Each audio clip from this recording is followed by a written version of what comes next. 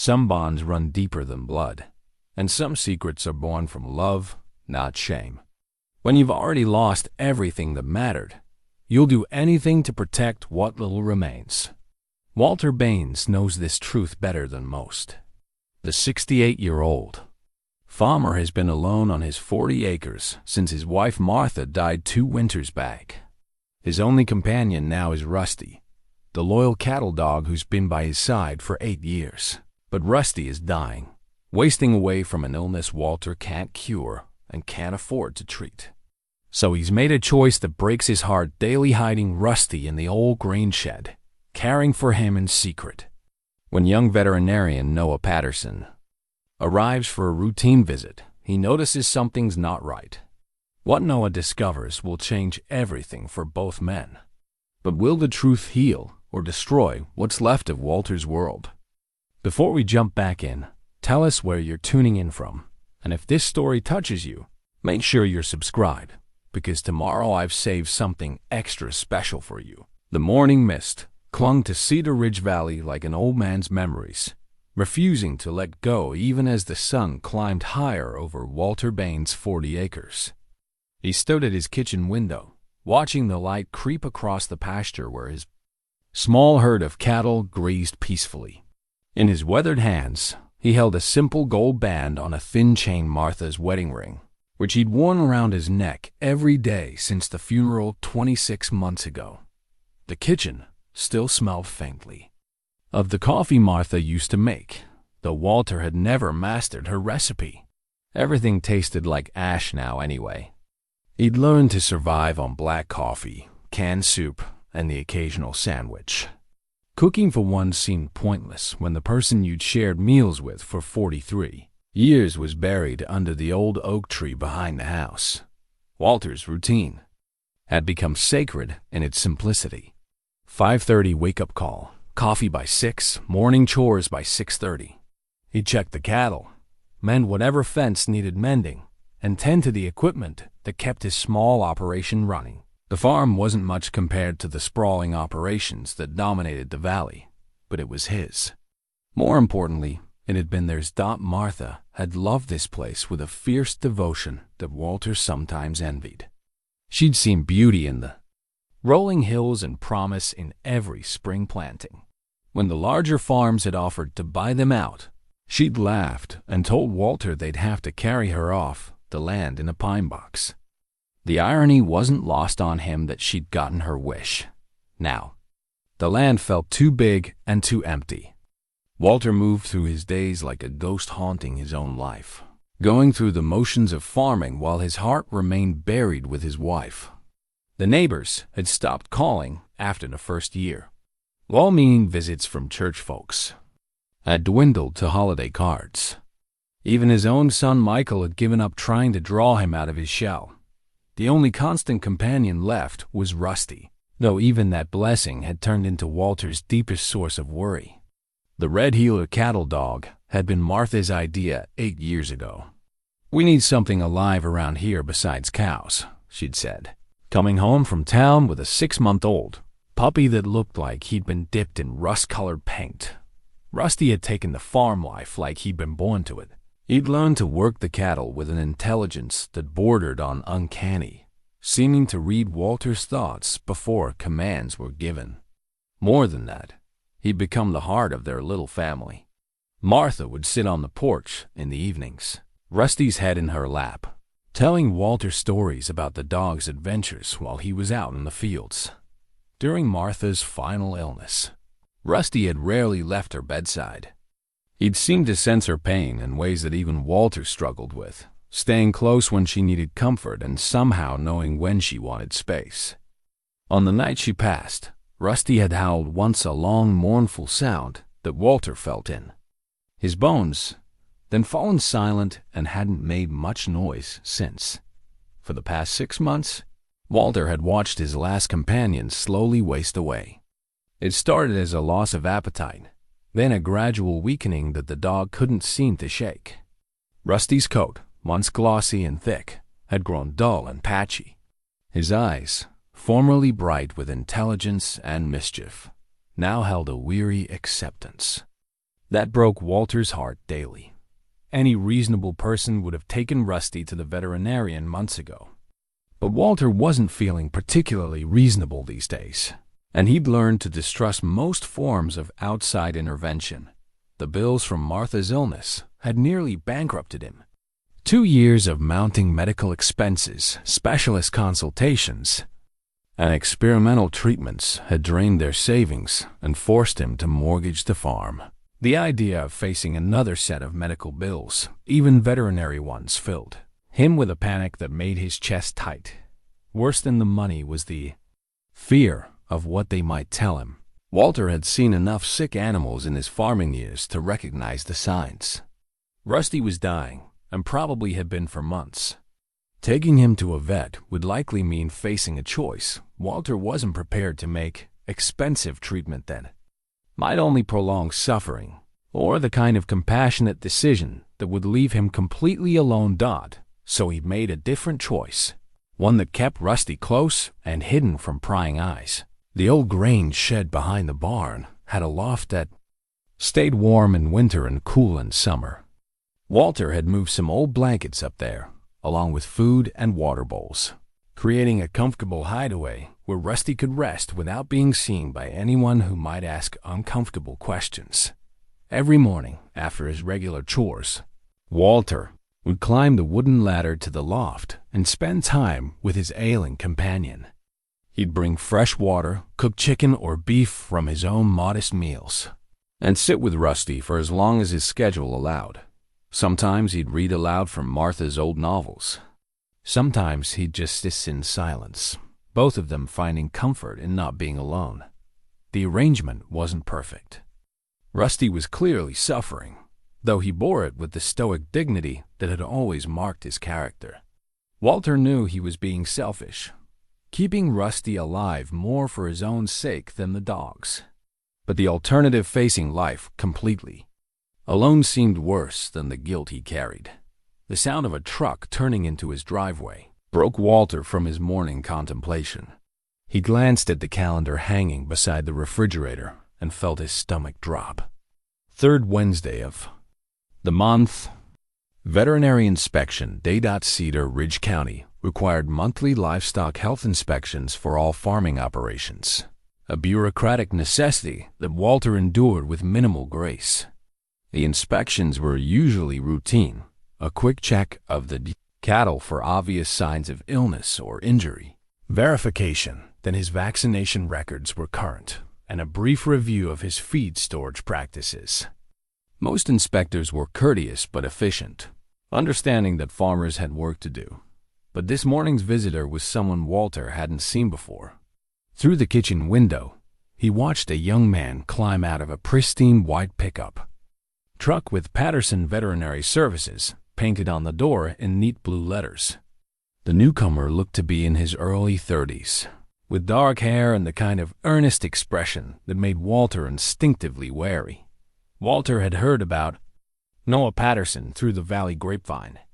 The young veterinarian had taken over old Doc Henderson's practice when the elderly vet finally retired. Word was that Patterson was competent and caring, but also thorough in ways that some of the old-timers found irritating.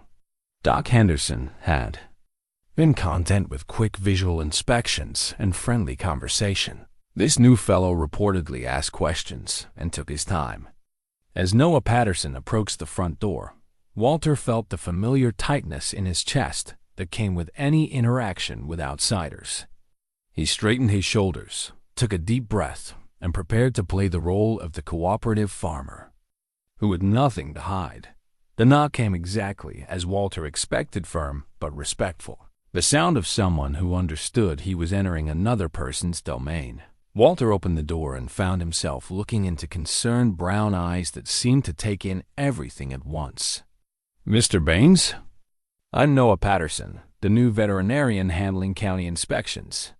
I know you usually deal with Doc Henderson, but he's fully retired now." The young man extended his hand with a smile that seemed genuine. "I hope this isn't an inconvenient time."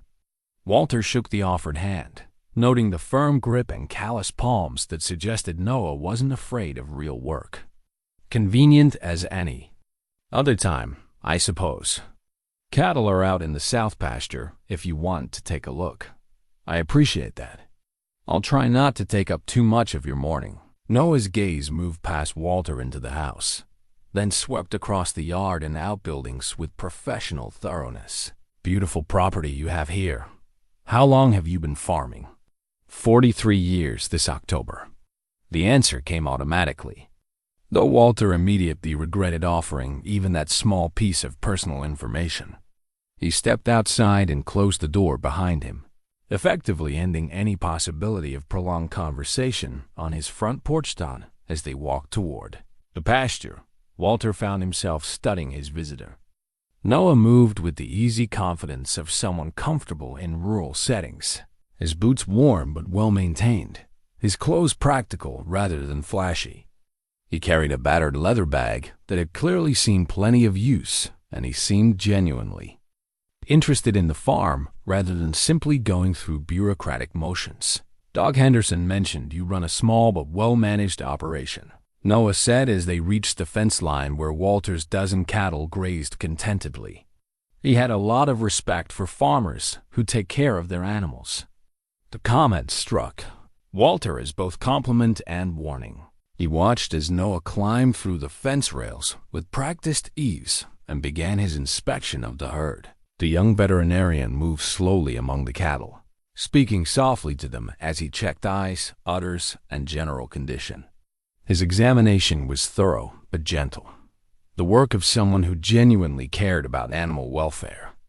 They look healthy, Noah said after 20 minutes of careful observation. Good body condition, clear eyes, no obvious signs of distress. You're obviously taking good care of them. Walter nodded, accepting the praise while fighting the urge to hurry the inspection along. Every minute Noah spent on the farm was another opportunity for him to notice something that might raise questions. I'll need to check your feed storage and vaccination records, Noah continued, climbing back through the fence. Just standard protocol, but the county likes everything documented properly. They spent another 15 minutes reviewing Walter's meticulous records and inspecting his feed storage in the barn. Walter had always been organized about such things, a habit Martha had instilled and one that served him well during inspections. Noah seemed impressed by the thoroughness of the documentation and the cleanliness of the facilities. This all looks excellent, Noah said, closing the record book. Doc Henderson was right about you running a tight operation. Walter felt a moment of relief, thinking the inspection might be concluding. But then Noah's expression shifted slightly, taking on a more thoughtful cast as his gaze moved across the farmyard. I hope you don't mind me asking, but do you have any other animals on the property? The county likes us to account for all livestock and domestic animals during these visits. The question hit Walter like a physical blow, though he fought too. Keep his expression neutral, just the cattle. Nothing else to speak of. Noah nodded slowly, but his eyes had sharpened with the kind of professional attention that made Walter's pulse quicken. I only asked because I noticed what looks like dog hair on your jacket, and there are some worn paths in the grass that suggest regular foot traffic to areas we haven't checked yet. Walter's hand moved instinctively to his jacket, where Rusty's fur indeed clung to the worn fabric. He'd been so careful about hiding evidence of Rusty's presence, but he hadn't thought about the small traces that accumulated during their daily visits. Had a dog, Walter said carefully. Passed on a few months back. Guess I haven't gotten around to cleaning all his hair off everything yet. The lie tasted bitter in his mouth, but it was necessary. Noah's expression softened with sympathy, but his professional demeanor remained intact. I'm sorry for your loss. Losing a farm dog is never easy. They become part of the family. Noah's tone was genuinely compassionate, but he continued to scan the property with those sharp, observant eyes. Would you mind if I took a quick look around the rest of the buildings? Just to complete my report. Walter's mouth went dry. He could refuse, it was his property, after all, but that would only raise more suspicions. Better to cooperate and hope that Noah's inspection would be cursory enough to miss the evidence of Rusty's secret residence. "Sure thing," Walter managed, "though there's not much to see. Old grain sheds mostly empty, and the equipment barns just tools and machinery." As they walked toward the outbuildings, Walter's mind raced through the precautions he'd taken. Rusty's food and water bowls were hidden in the loft, along with the blankets that served as his bed. There shouldn't be any obvious signs of occupancy visible from ground level, but Noah Patterson struck him as the type of person who noticed details that others missed. The inspection of the equipment barn went smoothly. Noah showed polite interest in Walter's well-maintained tools and aging tractor, making small talk about farming equipment and maintenance schedules. But Walter could feel the young veterinarian's attention focusing more intently as they approached the grain shed. The old building had served the farm faithfully for decades, storing feed and equipment through countless seasons. Its wooden walls were weathered but solid, and the loft space had always been dry and secure. Walter had chosen it as Rusty's hiding place, precisely because it was rarely used and unlikely to attract attention. But as they stood in the doorway of the shed, Walter's heart sank. There, clearly visible on the dusty floor, were paw prints leading from the entrance to the base of the ladder that climbed to the loft. Noah saw them at the same moment Walter did. The young veterinarian's expression didn't change dramatically, but Walter caught the slight tightening around his eyes, the way his posture shifted to full professional alertness. "Those are interesting tracks," Noah said quietly, his voice carefully neutral. "Pretty fresh, from the look of them." Walter's carefully constructed lie crumbled in that moment. He could claim the prints were old, but they were clearly recent. He could insist they belonged to a stray dog, but the regular pattern suggested a resident animal rather than a casual visitor. Most damaging of all, the tracks led directly to the one place on his property where he'd hidden his greatest secret. Standing in the doorway of the grain shed, watching Noah Patterson study those telltale paw prints, Walter realized that his months of careful deception were about to come to an end. The only question now was whether the truth would destroy what little remained of his world. The silence in the grain shed stretched between them like a taut wire. Walter could hear his own heartbeat thundering in his ears as Noah crouched down to examine the paw prints more closely. The young veterinarian's movements were deliberate and professional, but Walter caught the subtle signs of someone whose suspicions had been confirmed rather than aroused. "Mr. Baines," Noah said, still studying the tracks, "these prints are fresh. Made within the last day or two, I'd say." He stood and brushed the dust from his hands, his expression carefully neutral. "And they definitely belong to a medium-sized dog." Walter's mouth felt like cotton.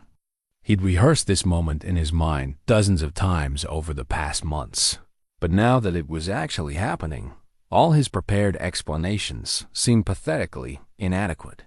"Like I said, strays come through sometimes. Hard to keep them off the property."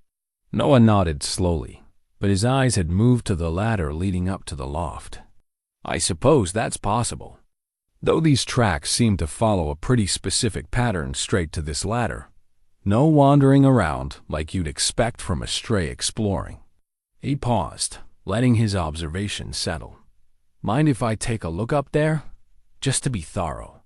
"Nothing up there but old feed sacks and dust," Walter said quickly. Too quickly, he realized, seeing Noah's eyebrows rise slightly. "Haven't been up there myself in months." "Won't take but a minute," Noah said, already placing his foot on the first rung of the ladder. "County likes us to check all storage areas for potential health hazards." Walter watched helplessly as Noah climbed toward the loft. Each rung brought the young veterinarian closer to discovering Rusty. And with that discovery, the end of Walter's carefully maintained secret. He considered calling out, making up some excuse about unstable flooring or dangerous equipment. But he knew it was too late. Noah Patterson struck him as the type of man who would politely but firmly complete whatever he'd set out to do. The sound of Noah's footsteps overhead seemed to echo through the shed like thunder. Walter held his breath, waiting for the inevitable exclamation of surprise or the sharp intake of breath that would signal discovery. Instead, he heard something much worse, Noah's voice, soft and gentle, speaking in the tone people used with sick animals. "Hey there, buddy," Noah said quietly from the loft. "It's okay. I'm not going to hurt you." Walter closed his eyes, feeling the last of his defenses crumble.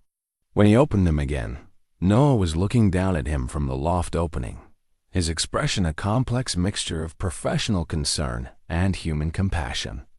"Mr. Baines," Noah said carefully, "I think you and I need to have a conversation." The next few minutes passed in a blur of shame and exposure. Noah climbed down from the loft and stood facing Walter, his veterinary bag in one hand and a look of quiet determination on his face. "There's a very sick dog up there," Noah said without preamble. "Red Heeler, looks to be 8 or 9 years old, severely underweight and showing signs of what might be kidney disease or cancer." His voice remained professional, but Walter caught the underlying note of concern. "How long has he been ill?" Walter's first instinct was to continue lying, to claim ignorance or deny responsibility. But standing there in the grain shed, faced with Noah's steady gaze and obvious expertise, the fight went out of him. He was tired, bone-deep tired of carrying the secret alone. 6 months, he said quietly. Maybe longer. Started slow, just not eating as much. Then he got weaker. "And you've been caring for him up there all this time?" Noah's tone held no judgment, only a desire to understand. Walter nodded, unable to trust his voice. "Mr. Baines, Walter, can I ask why you didn't bring him to a veterinarian? This is clearly a dog you care about deeply." The question opened a floodgate of emotion that Walter had been holding back for months. "Because I knew what you'd tell me," he said, his voice rougher than he intended. "I knew you'd want to run expensive tests and try treatments I can't afford. And in the end, you'd probably tell me the kindest thing would be to put him down." Noah absorbed this quietly, then asked, "What's his name?" "Rusty. How long have you had Rusty?" 8 years, since he was a pup." Walter's voice caught slightly. "He was my wife's idea. She said we needed something alive around here besides cattle." "Your wife, is she?" "Died 2 years ago. Cancer." The words came out flat and final. "Rusty's all I got left of her. All I got left of anything." Noah was quiet for a long moment, processing not just the information, but the profound grief and fear underlying Walter's actions. When he spoke again, his voice had gentled considerably. "Walter, I need to examine Rusty properly. I can't make any kind of assessment based on what I saw up there. Will you let me do that?" Walter felt trapped between impossible choices. Agreeing meant acknowledging Rusty's presence officially, which could lead to reports, investigations, and ultimately the loss of his last companion. Refusing meant sending Noah away without treatment, leaving Rusty to continue suffering in secret.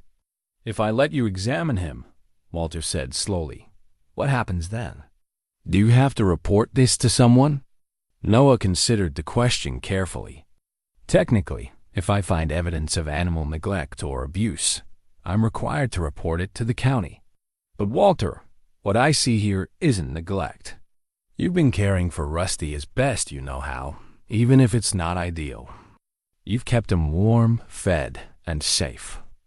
That's not abuse, that's love. But he needs real medical care. Yes, he does. Probably urgent care, from what I could see." Noah paused.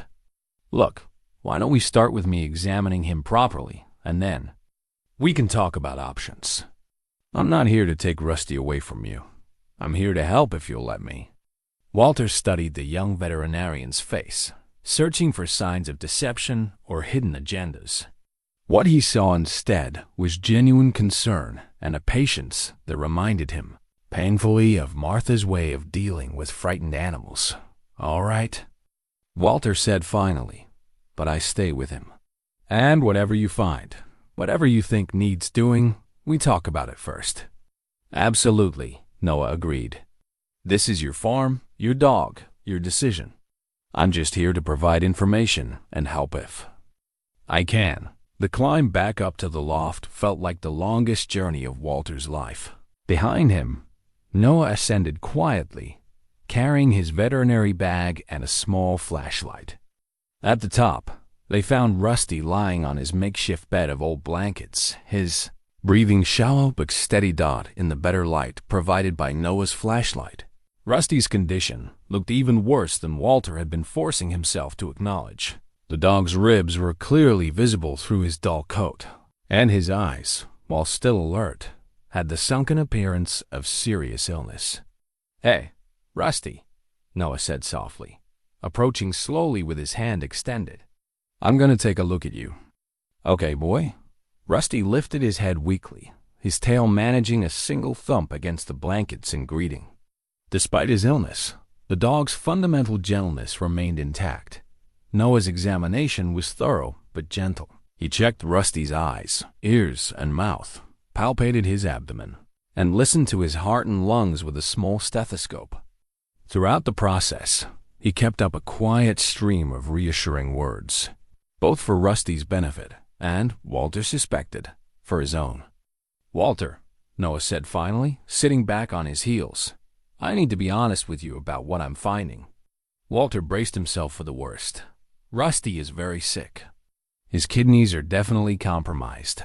I can feel the enlargement, and his dehydration suggests they're not functioning properly. He's also severely underweight, which could be related to kidney disease or could indicate additional problems." "How long does he have?" Walter asked, his voice barely above a whisper. "Without treatment, probably not long. Days, maybe a week or two at most." Noah's voice was gentle but direct.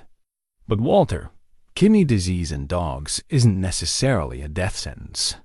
There are treatments that can slow the progression and improve quality of life significantly. Expensive treatments. Some of them, yes. But there are also basic supportive care measures that can make a real difference. Special diet, fluid therapy, medications to support kidney function. Not all of it has to break the bank." Walter looked down at Rusty, who had closed his eyes but was still breathing steadily.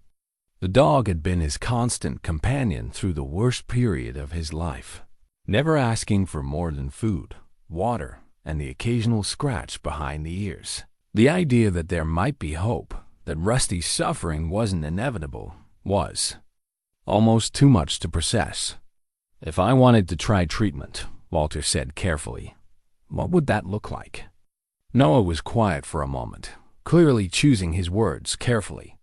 "Ideally, we'd start with blood work to confirm the kidney diagnosis and see how advanced it is. Then we'd begin fluid therapy to help with the dehydration and start him on a kidney-friendly diet. Depending on what the tests show, there might be medications that could help. And the cost? The initial workup would probably run around $300. Treatment costs would depend on what we find, but we could start with the most essential things and see how he responds. $300. Walter did quick mental math and felt his heart sink.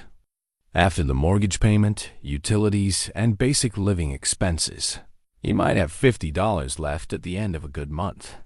$300 might as well have been $3,000. Noah seemed to read the despair in Walter's expression. "Walter, let me ask you something. If money weren't an issue, would you want to try treating Rusty?" "Of course I would," Walter said without hesitation. "I'd do anything for him, but the money is an issue. Has been since Martha got sick. I understand. And I'm not going to pretend that veterinary care is cheap, because it isn't." Noah paused, seeming to wrestle with some internal decision. "But there might be options we could explore. Let me think about this." The silence stretched between them as Noah contemplated possibilities and Walter tried to process the rapid shift from secrecy to exposure to potential hope. Finally, Noah spoke. Again, Walter, I'm going to make you an offer, and I want you to hear me out before you say anything. Walter nodded, too emotionally drained to do much else. What if we started with basic supportive care here on the farm? I could bring 4 fluids and show you how to administer subcutaneous hydration. We could try a special diet and some basic medications. No charge for the initial treatment. Call it a professional consultation. I can't let you do that, Walter protested. You've got a business to run. I've got a veterinary degree and a responsibility to help sick animals when I can, Noah replied firmly. And honestly, Walter, what you've been doing here, caring for Rusty despite your own struggles, tells me you're exactly the kind of pet owner I became a veterinarian to help. Walter felt something he hadn't experienced in months, a tiny flicker of hope.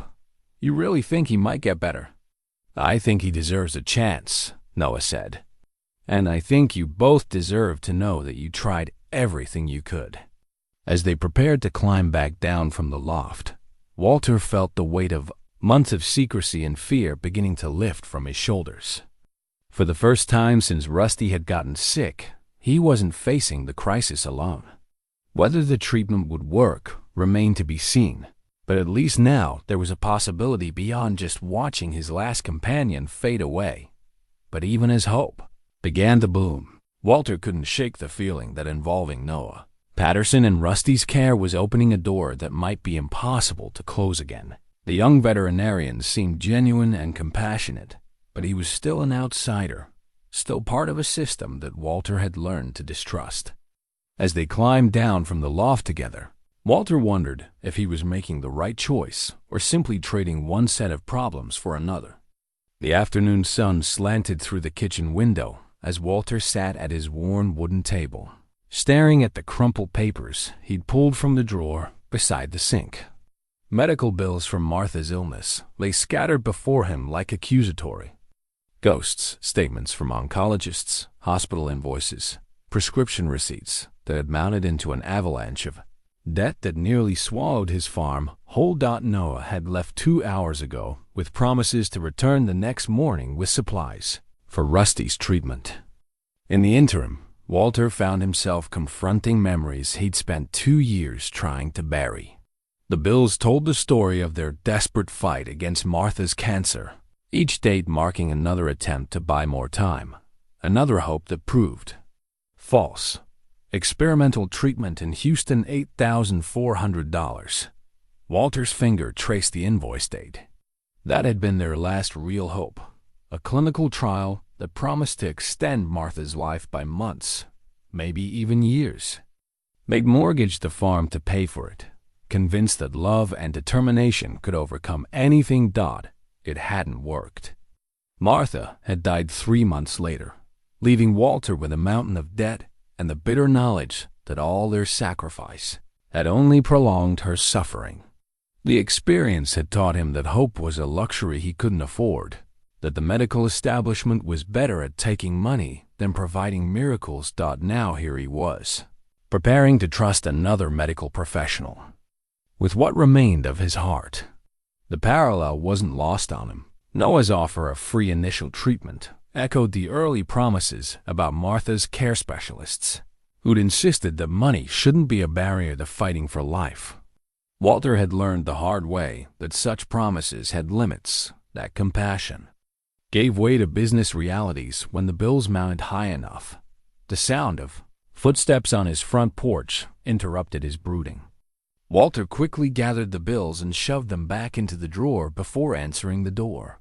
He found Noah standing there with a cooler in one hand and a canvas bag in the other, looking every bit as determined as he had that morning. "I hope you don't mind me coming back so soon," Noah said. "I couldn't stop thinking about Rusty, and I had some supplies at the clinic that I thought we could use." Walter stepped aside to let him in, noting the careful way Noah set down his burden and looked around the kitchen with professional interest.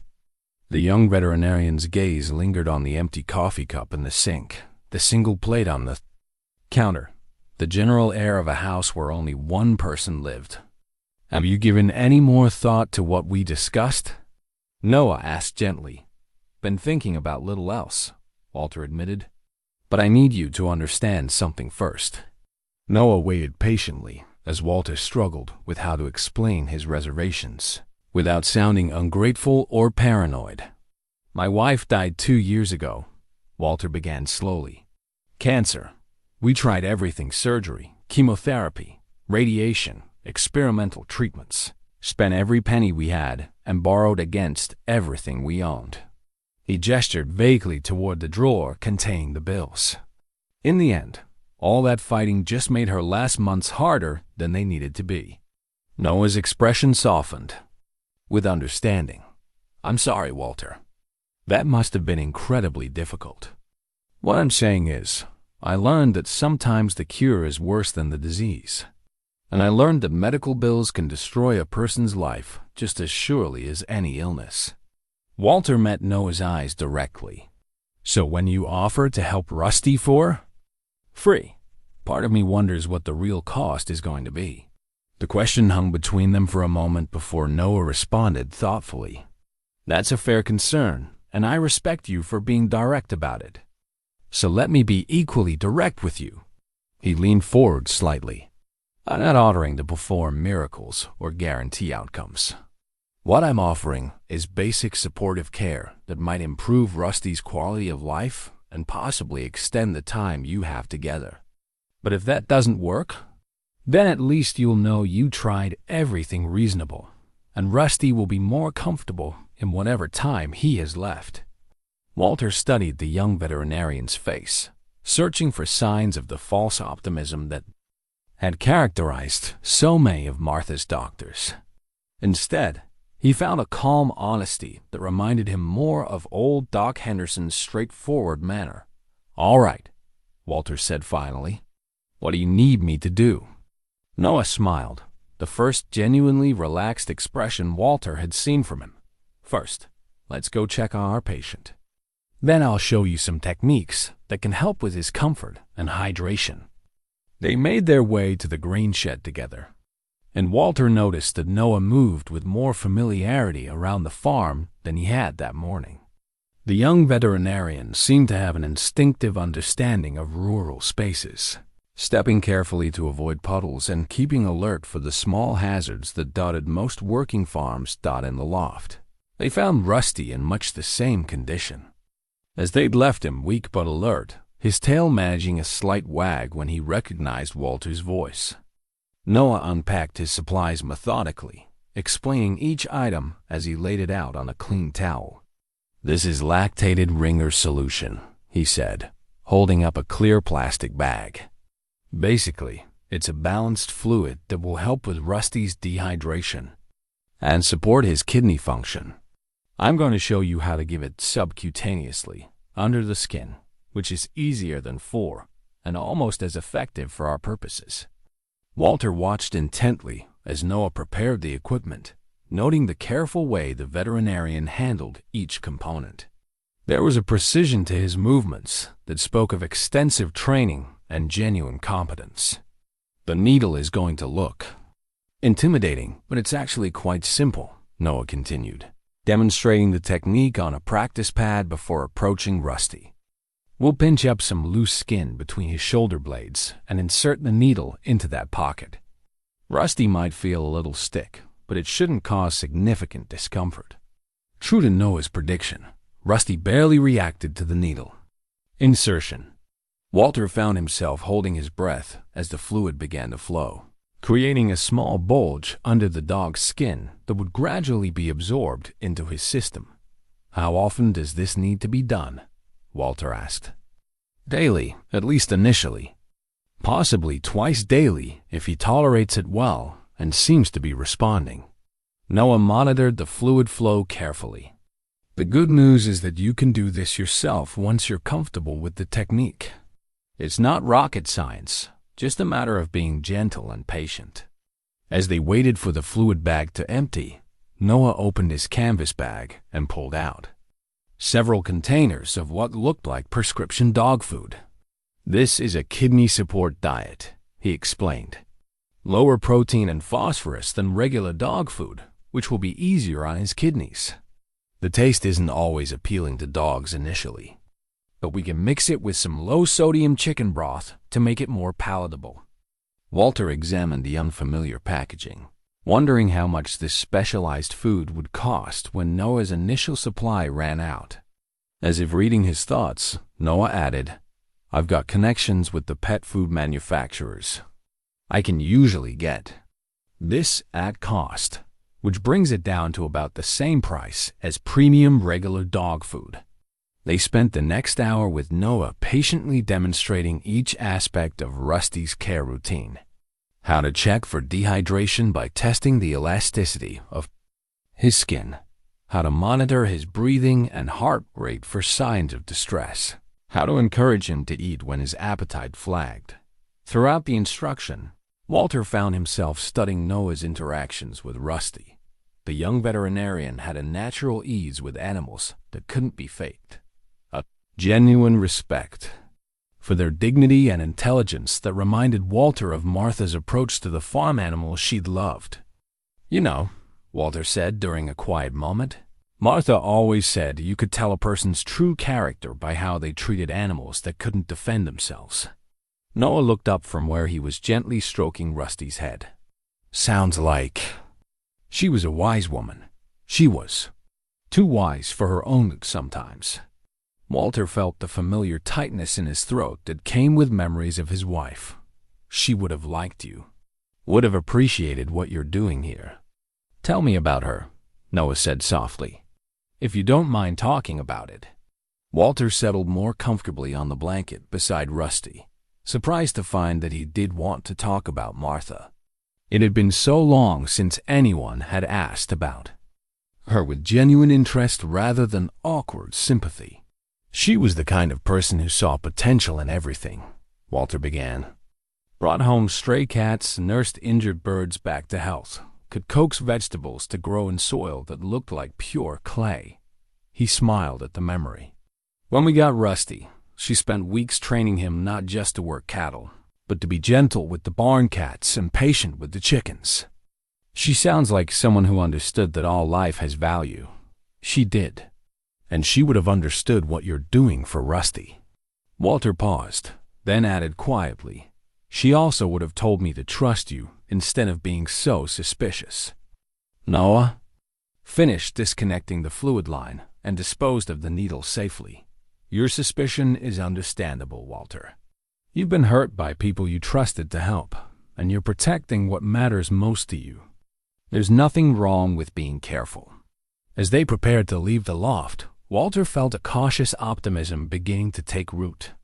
Rusty did seem more alert after the fluid treatment, and the presence of an actual plan, however uncertain, felt like a tremendous relief after months of helpless watching. "When will we know if this is working?" Walter asked as they climbed down from the loft.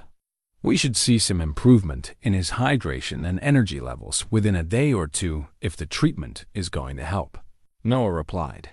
"But Walter, I want you to understand that we're buying time and comfort, not necessarily curing the underlying problem. Rusty's kidneys are damaged, and there's a limit to how much we can restore their function." Walter nodded, appreciating Noah's honesty, even as it tempered his growing hope. Time and comfort. That's more than I could give him on my own. They walked back toward Noah's truck in comfortable silence, both men lost in their own thoughts. As Noah loaded his equipment, he turned back to Walter with a thoughtful expression. "I hope this isn't presumptuous, but would you be open to my checking on Rusty every couple of days? Just to monitor his progress and make sure the treatment is working as well as it can." Walter considered the offer, recognizing both its practical value and the deeper implications of allowing someone into his carefully guarded routine. "I suppose that would be all right," he said finally. "Might be good to have someone who knows what they're looking for keeping an eye on things." As Noah drove away, Walter stood in his yard watching the dust settle behind the truck. For the first time in months, he felt like he wasn't facing Rusty's illness entirely alone. Whether that would prove to be a blessing or a complication remained to be seen, but for now, it felt like hope. 3 days later, Walter stood in the grain shed loft, holding a faded photograph that had slipped from between the pages of an old farming journal. The image showed himself, Martha, and a much younger Rusty posed beside their front porch on a sunny afternoon. Martha's arm was around Walter's waist, her free hand resting on Rusty's head, all three of them squinting slightly against the bright light but smiling genuinely at the camera. Walter couldn't remember who had taken the picture. Probably his son Michael during one of the family visits that had been more frequent in those days. But he remembered the day clearly. It had been Rusty's second birthday, and Martha had insisted on celebrating with a special dinner and a new collar for the dog. Such a simple moment, yet looking at it now, Walter realized it captured the last time his life had felt complete. Rusty lifted his head from his makeshift bed, sensing Walter's presence even in his weakened state. The fluid treatments Noah had administered over the past 3 days had made a noticeable difference. The dog's eyes were clearer, and he managed to eat most of his meals without the coaxing that had become necessary in recent weeks. "Look here, boy," Walter said softly, showing Rusty the photograph. "Remember when you were young and foolish enough to think you could chase down that old tomcat from the Henderson place?" Rusty's tail thumped weakly against the blankets, not the vigorous wag of his younger days, but a clear sign that he understood he was being spoken to with affection. Walter settled beside him, continuing their one-sided conversation while gently stroking the dog's thinning coat. "Martha took about 100 pictures that day, trying to get one where you'd sit still long enough. You were more interested in the birthday bacon she'd cooked for you than posing for photographs." The sound of a truck approaching interrupted Walter's reminiscence. Through the small loft window, he could see Noah's white pickup turning into the driveway. The young veterinarian had been true to his word about checking on Rusty regularly, arriving each morning with supplies and encouragement. Walter climbed down from the loft to meet Noah in the farmyard, noting that his visitor carried a smaller bag today and moved with the easy confidence of someone who no longer felt like an intruder on the property. "Morning, Walter," Noah called out. "How's our patient doing today?" "Better, I think." Ate his breakfast without any fussing, and he seemed more alert when I checked on him earlier. Noah's face lit up with genuine pleasure. "That's excellent news. The fluid therapy must be helping more than I hoped." They climbed to the loft together, where Noah conducted his usual gentle examination of Rusty. Walter watched the procedure with growing familiarity, beginning to recognize the signs that Noah looked for: the color of Rusty's gums, the elasticity of his skin when pinched, the clarity of his breathing. "His hydration is definitely improved," Noah said after completing his assessment. "And his heart rate is stronger than it was 3 days ago. I think we can reduce the fluid treatments to once daily instead of twice." Walter felt a surge of hope. At this news, does that mean he's getting better? Noah's expression became thoughtful, and Walter recognized the careful way he was choosing his words. "It means the supportive care is helping his body function better, which is exactly what we hoped for." "But Walter, I need to be clear about something." Walter braced himself for bad news. "Rusty's underlying kidney disease hasn't been cured. What we're doing is supporting his body's remaining kidney function and making him more comfortable. It's like," Noah paused, searching for an analogy. "It's like putting a good coat of paint on an old house. It makes everything look and feel better, but it doesn't fix problems with the foundation." "How much time do you think we've bought him?" "It's hard to say. Dogs respond differently to kidney disease, and Rusty's spirit seems stronger than his body right now. With continued care, he could have weeks or even months of good quality time. But there will probably come a point when the supportive care isn't enough anymore." Walter absorbed this information quietly, stroking Rusty's head while he processed the mixture of hope and reality Noah had given him. "Weeks or months is more than I thought we had 3 days ago." "That's exactly the right Way to look at it, Noah agreed. And in the meantime, Rusty gets to be with you, comfortable and cared for. As Noah prepared the daily fluid treatment, Walter found himself studying the young veterinarian's profile. Over the past few days, he'd begun to appreciate Noah's straightforward approach to difficult conversations. Unlike the specialists who had treated Martha, Noah didn't sugarcoat hard truths or make promises he couldn't keep. But he also didn't strip away hope entirely. "Can I ask you something?" Walter said as Noah set up the IV line. "Of course. Why are you doing this? Really, I mean. You barely know me, and you're spending time and supplies on a dog that probably can't be saved." Noah was quiet for a moment, his hands steady as he prepared Rusty for the needle insertion. "I became a veterinarian because I believe animals deserve our best efforts, regardless of their owner's financial situation. But if I'm being completely honest, there's more to it than that." Walter waited for him to continue. "I lost my grandfather about 5 years ago. He was a farmer, like you had a small operation outside of Kansas City.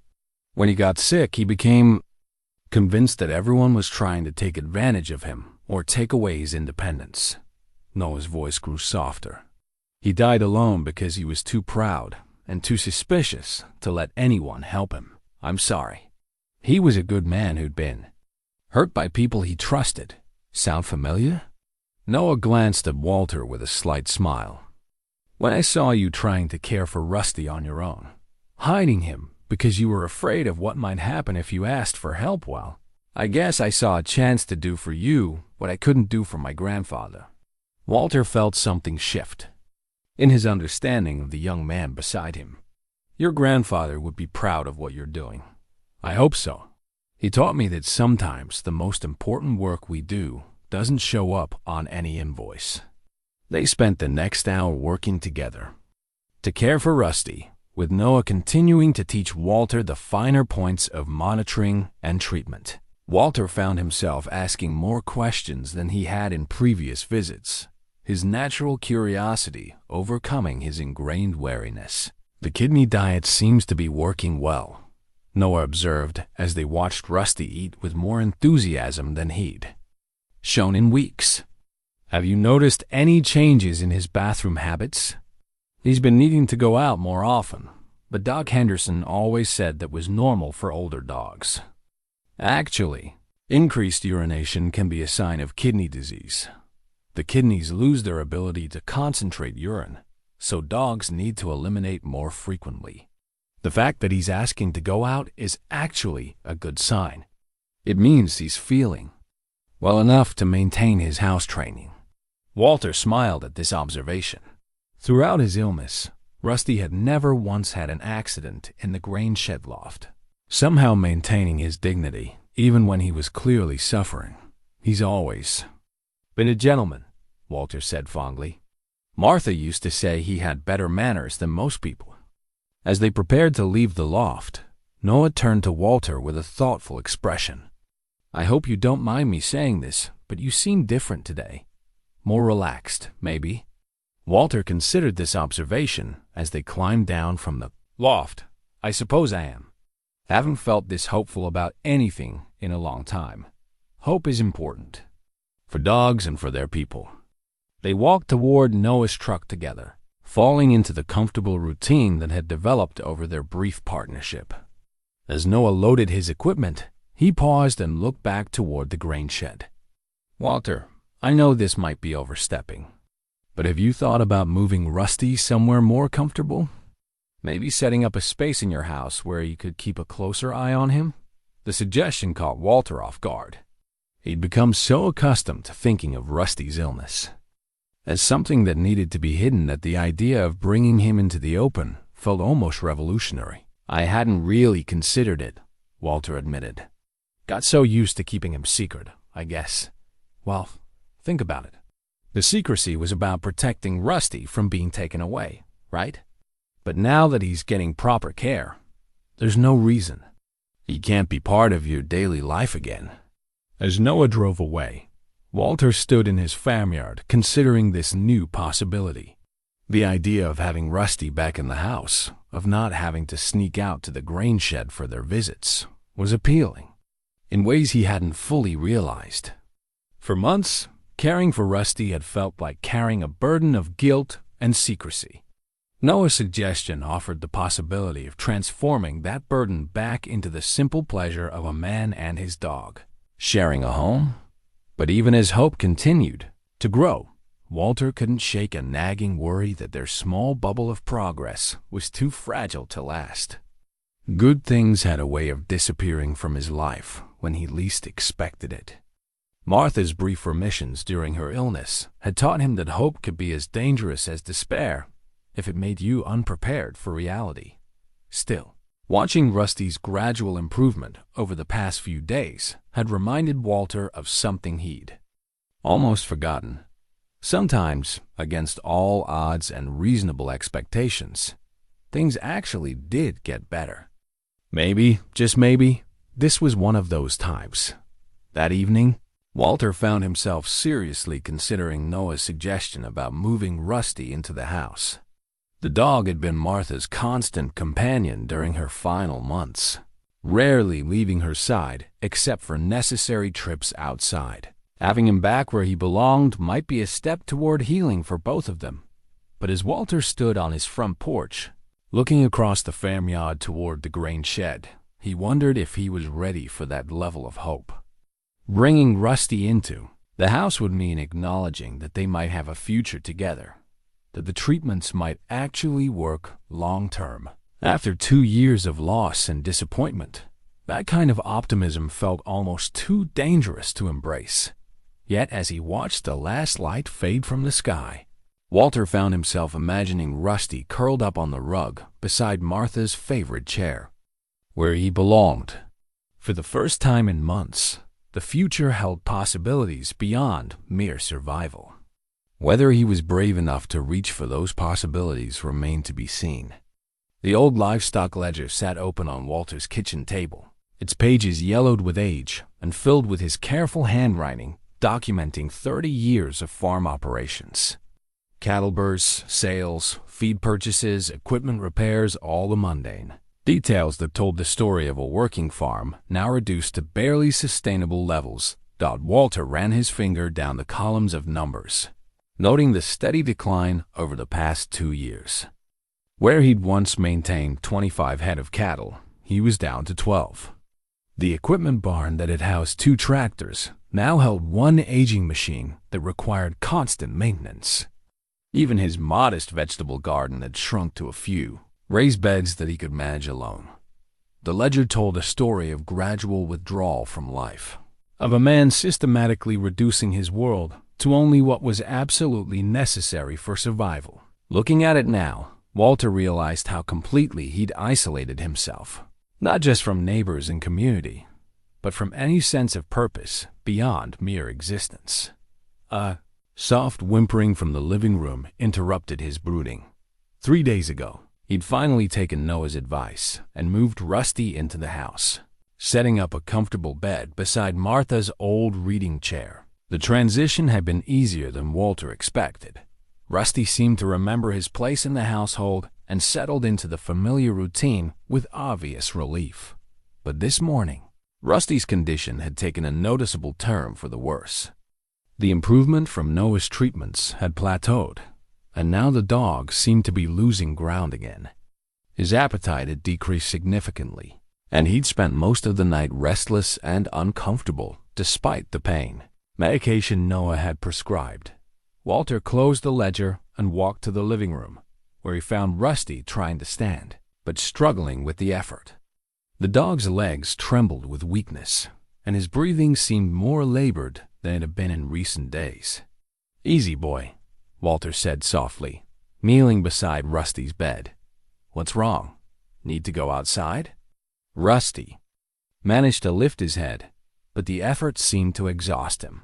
Walter gently checked his hydration levels, the way Noah had taught him, pinching the skin at the scruff of his neck and watching how quickly it returned to normal.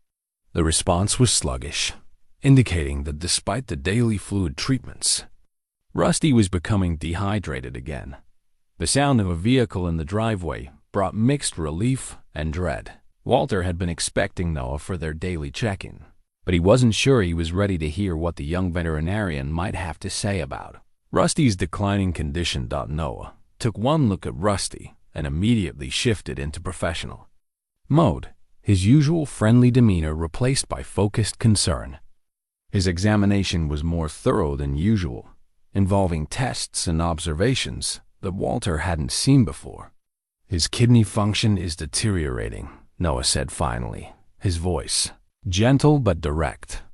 "The supportive care has helped for the past week, but the underlying disease is progressing." Walter had been expecting this news, but hearing it stated so clearly still hit him like a physical blow. "How much time do we have?" "Days, probably. Maybe a week if we increase the supportive measures." "But Walter," Noah paused, choosing his words carefully. "We're reaching the point where we need to talk about quality of life versus quantity of time." The words hung between them like a verdict. Walter had known this moment would come, had been preparing for it in the back of his mind, even as he allowed himself to hope for more time. But the reality of facing that final decision felt overwhelming. What would more aggressive treatment look like? Walter asked, though he suspected he already knew the answer. "Hospitalization, 4 fluids, possibly dialysis if we could get him to a specialty clinic. We're talking about thousands of dollars and procedures that would be very stressful for a dog in Rusty's condition." Noah's expression was compassionate, but honest. "And even with all that, we'd probably only be buying a few more weeks." Walter looked down at Rusty, who had closed his eyes but was still breathing steadily. The dog had given him 8 years of unwavering loyalty and companionship. The idea of subjecting him to invasive procedures and strange environments in his final days seemed like a betrayal of that trust. "There's another option," Noah said quietly. Walter knew what he was going to say, but he wasn't ready to hear it yet. "Not today, please. Not yet. I understand. But Walter, when that time comes, and it will come soon, I want you to know that letting go can be the kindest gift we give them. Rusty has been fighting this illness for months. He's tired." Before Walter could respond, the sound of another vehicle approaching drew their attention. Through the window, Walter saw Sheriff Coleman's patrol car turning into the driveway, followed by a truck he didn't recognize. Walter's stomach dropped. He'd managed to keep Rusty's situation private for so long that he'd almost forgotten about the outside world and its potential complications.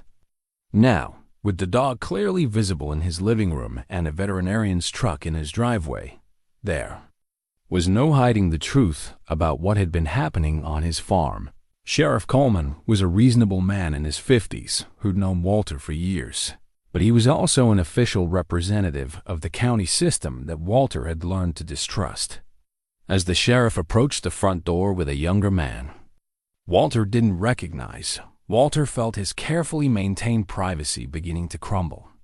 "Morning, Walter," Sheriff Coleman said when Walter answered the door. "Sorry to bother you, but we've had some reports about animal welfare concerns on your property. Mind if we come in and have a look around?" Walter's mind raced. Reports from? The only people who knew about Rusty's condition were himself and Noah, and he couldn't imagine the young veterinarian breaking his confidence. But someone had clearly noticed something and contacted the authorities. What kind of reports? Walter asked, though he was already stepping aside to let them enter. Refusing would only make the situation worse. "Nothing specific, just concerns about a sick animal that might not be receiving proper care," Sheriff Coleman replied, his tone professional but not unkind. "I'm sure it's just a misunderstanding, but we have to follow up on these things." As they entered the living room, Walter saw both men take note of Rusty's condition and Noah's presence. The younger man, who introduced himself as Officer Martinez from Animal Control, began asking pointed questions about how long Rusty had been ill and what treatment he'd been receiving. Noah stepped forward, his veterinary credentials giving him authority in the situation. I'm Dr. Patterson, and I've been treating this dog for kidney disease. Mr. Baines has been providing excellent care under my supervision. Officer Martinez consulted a clipboard filled with official forms. We'll need to see medical records and documentation of the treatment plan. There are also questions about whether proper permits have been filed for home care of a seriously ill animal. Walter felt the walls closing in around him. Permits, documentation, official records, all the bureaucratic machinery that had made Martha's final months so much more complicated than they needed to be. He'd spent months caring for Rusty in secret, specifically to avoid this kind of intervention, and now it was happening anyway. The dog is receiving appropriate veterinary care, Noah said firmly. I can provide all the medical documentation you need. But even as Noah defended their arrangement, Walter could see the writing on the wall. Official involvement meant official procedures, which meant forms and regulations and the very real possibility that Rusty would be taken away, to die among strangers in some sterile facility.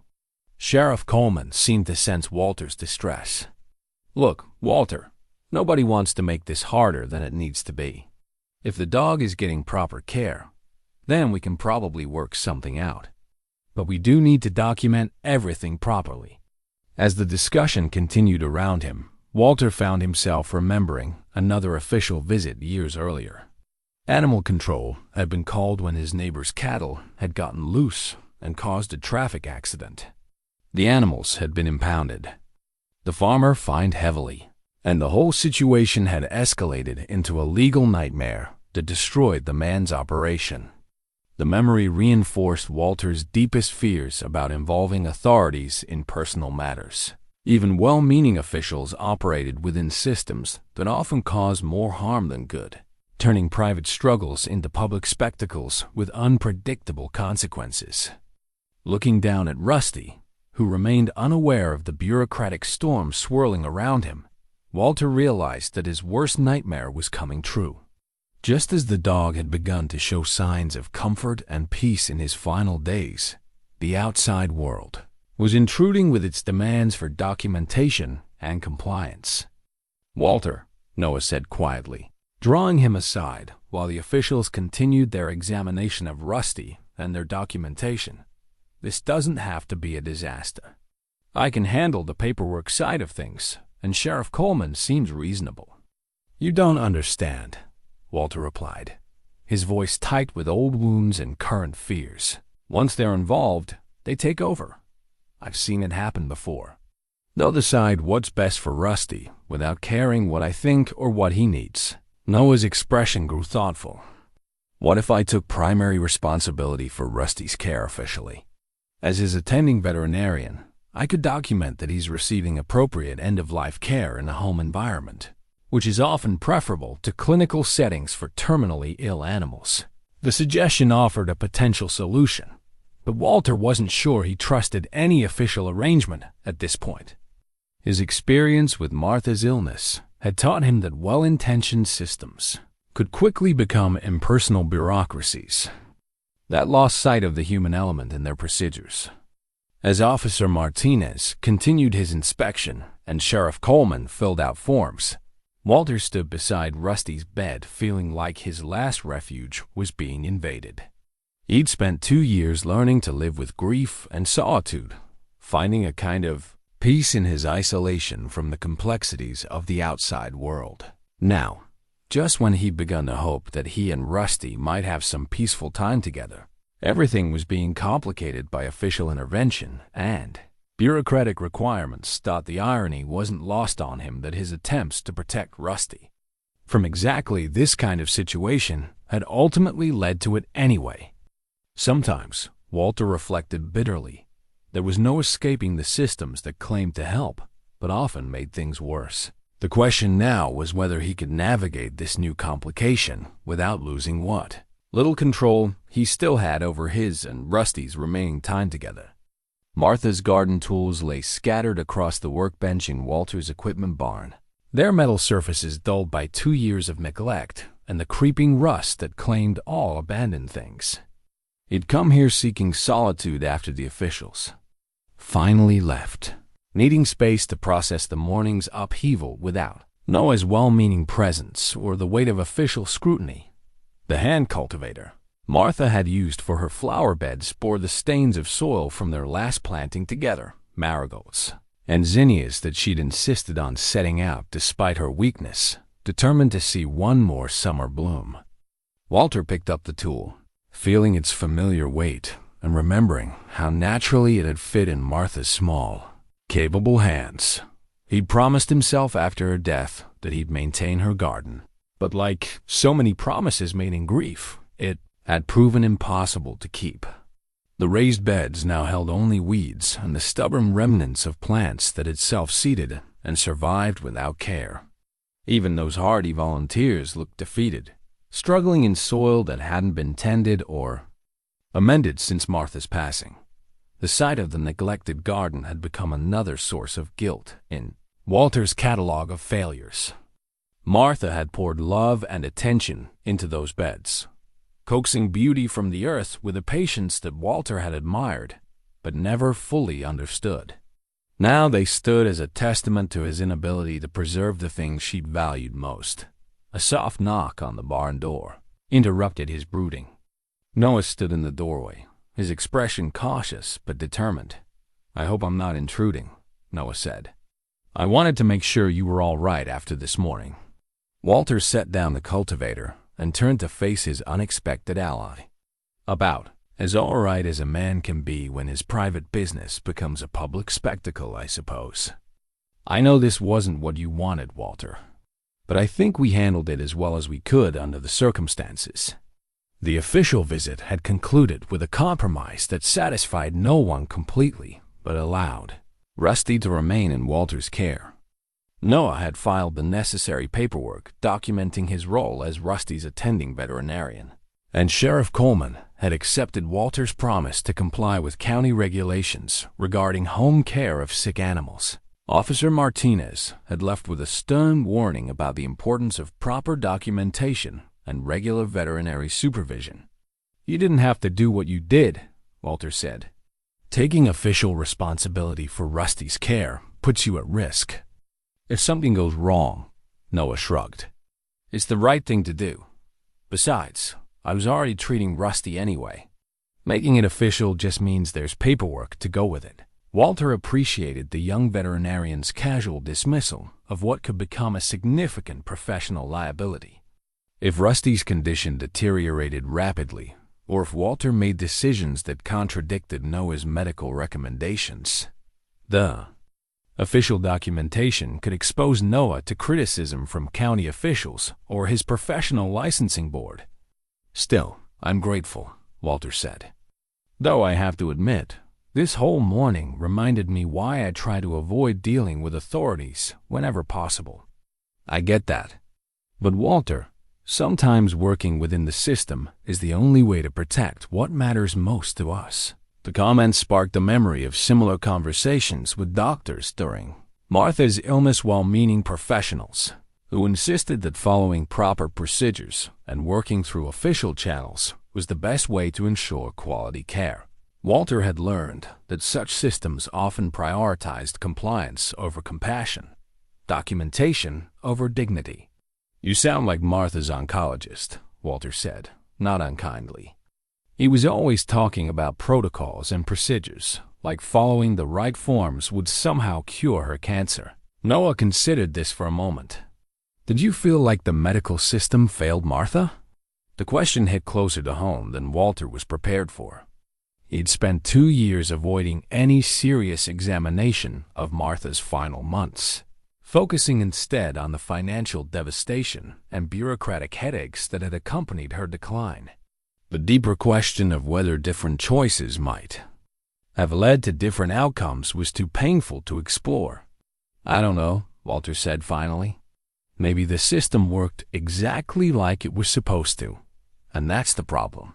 Before Noah could respond, the sound of an engine struggling to turn over drew their attention to the farmyard. Walter's old Ford pickup truck sat beside the house, its starter grinding with the labored effort of aged machinery.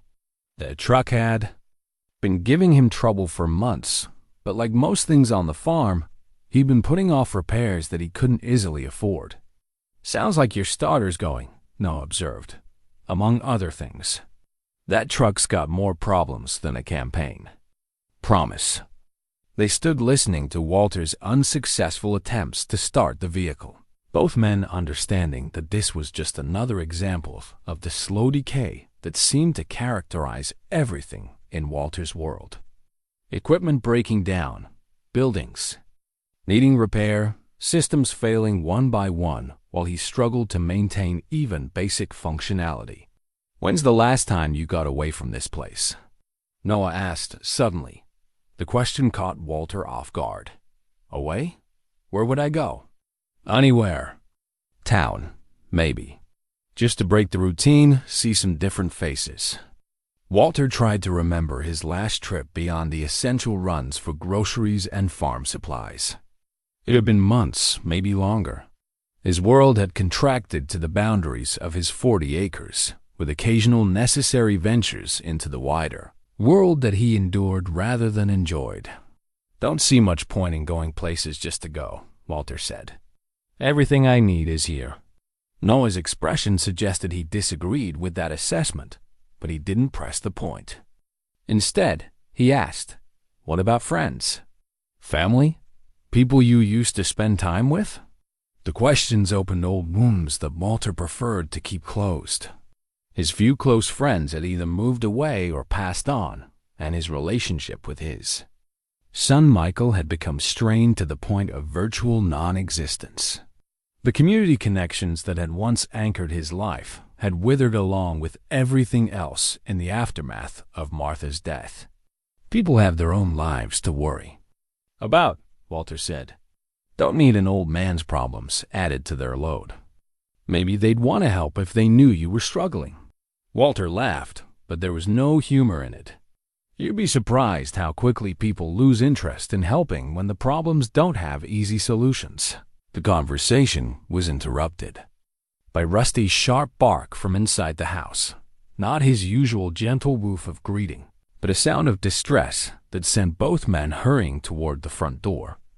They found the dog trying to stand, his legs shaking with effort, and his breathing rapid and shallow. Noah immediately knelt beside Rusty, his hands moving with practiced efficiency as he checked vital signs and assessed the dog's condition. Walter watched anxiously, seeing in Noah's expression the gravity of what was happening. "His breathing is labored and his gums are pale," Noah said quietly. "I think he may be having some kind of crisis." Walter felt the familiar panic that came with watching a loved one in distress. It was the same helpless terror he'd experienced during Martha's worst episodes, the crushing awareness that love and determination weren't enough to stop suffering. "What can we do?" Walter asked. Noah was already reaching for his phone. "I need to get him to my clinic. We can provide oxygen support and 4 fluids. Maybe stabilize him enough to get through this episode." The suggestion triggered Walter's deepest fears about losing control of Rusty's care. Taking him to a clinic meant surrendering him to an environment where Walter couldn't be sure of what treatments would be administered or what decisions would be made without his input. "Is that the only option?" Noah looked up from where he was gently examining Rusty. "Walter, I can't provide the level of support he needs here. If we're going to give him a chance to get through this, I need equipment and medications that aren't available for home care." Walter found himself facing the same impossible choice that had haunted Martha's illness, balancing his desire to maintain control and dignity against the practical reality that medical crises required medical facilities. In Martha's case, he'd usually chosen the medical option, hoping that specialized care would somehow produce better outcomes. The results have been mixed at best. If we take him to the clinic, what happens then? We stabilize him if we can, make him comfortable, and then we reassess. But Walter, I need you to understand that this might be the beginning of the end. Even with the best care, Rusty's kidneys are failing. The words hit Walter like a physical blow, even though he'd been expecting them for days. Hearing Noah confirm that Rusty was entering his final crisis made everything suddenly real in a way that all their previous conversations about quality of life and difficult decisions hadn't managed to do. Looking down at Rusty, who was struggling to breathe but still trying to lift his head when he heard Walter's voice. Walter realized that all his fears about losing control to medical systems and bureaucratic procedures were secondary to the simple fact that his companion was suffering. Whatever happened next, the priority had to be Rusty's comfort and dignity, not Walter's need to maintain control over circumstances that were ultimately beyond anyone's control. "All right," Walter said quietly. "Let's take him to your clinic." As Noah carefully lifted Rusty and carried him toward the truck, Walter took one last look at his living room, where Rusty's bed sat empty beside Martha's chair. He had the sense that he was leaving something important behind, that this departure marked the end of an era in his life, whether Rusty survived the crisis or not. The drive to Noah's clinic passed in tense silence, with Walter holding Rusty gently, while Noah navigated the country roads with careful urgency. Through the truck's windows, Walter watched his familiar landscape pass by fields he'd known for decades. Farms where neighbors he'd once counted as friends still worked their land. The small town where he'd conducted business for most of his adult life. All of it looked different now, seen through the lens of crisis and impending loss. Walter realized that he'd been living like a ghost in his own community, withdrawing so completely from normal life that he'd forgotten how connected to this place he'd once been. Whether there would be time to repair those severed connections remained to be seen, but sitting in Noah's truck with Rusty laboring to breathe in his arms, Walter understood that isolation was a luxury he could no longer afford. The veterinary clinic smelled of antiseptic and anxiety, familiar scents that transported Walter back to countless waiting rooms during Martha's illness. He sat in the small reception area while Noah worked to stabilize Rusty in the treatment room, the muffled sounds of medical equipment and urgent voices filtering through the thin walls. On the table beside his chair, someone had left a children's magazine. Walter picked it up absently, then froze as a piece of paper fluttered from between its pages, a crayon drawing that had clearly been forgotten by some young patient's family. The image showed 3 stick figures and a dog standing in front of a simple house, with "My family" written across the top in a child's unsteady letters. Walter's hands trembled as he studied the drawing. The dog in the picture was unmistakably meant to be a red heeler, with rusty-colored scribbles covering its body and a disproportionately large tail. In the corner, written in different handwriting, an adult's careful script, were the words, "Emma, age 6, Rusty's favorite girl." The world seemed to tilt around Walter as recognition hit him like a physical blow. Emma, his granddaughter. The drawing was dated 3 years ago, which would have made it one of the last pieces of artwork she'd created before the family estrangement that had torn his life apart. With shaking fingers, Walter turned the paper over and found more writing. On the back, for Grandpa's refrigerator. "Love, Emma. P.S. Rusty says hi." The innocent words reopened wounds that Walter had spent 2 years trying to seal. Emma had been 6 when the family dispute reached its breaking point, too young to understand why suddenly there were no more visits to Grandpa's farm, no more afternoons playing with Rusty in the yard, no more stories on the front porch swing. Walter's mind reeled as he tried to process the implications of finding this drawing here in Noah's clinic.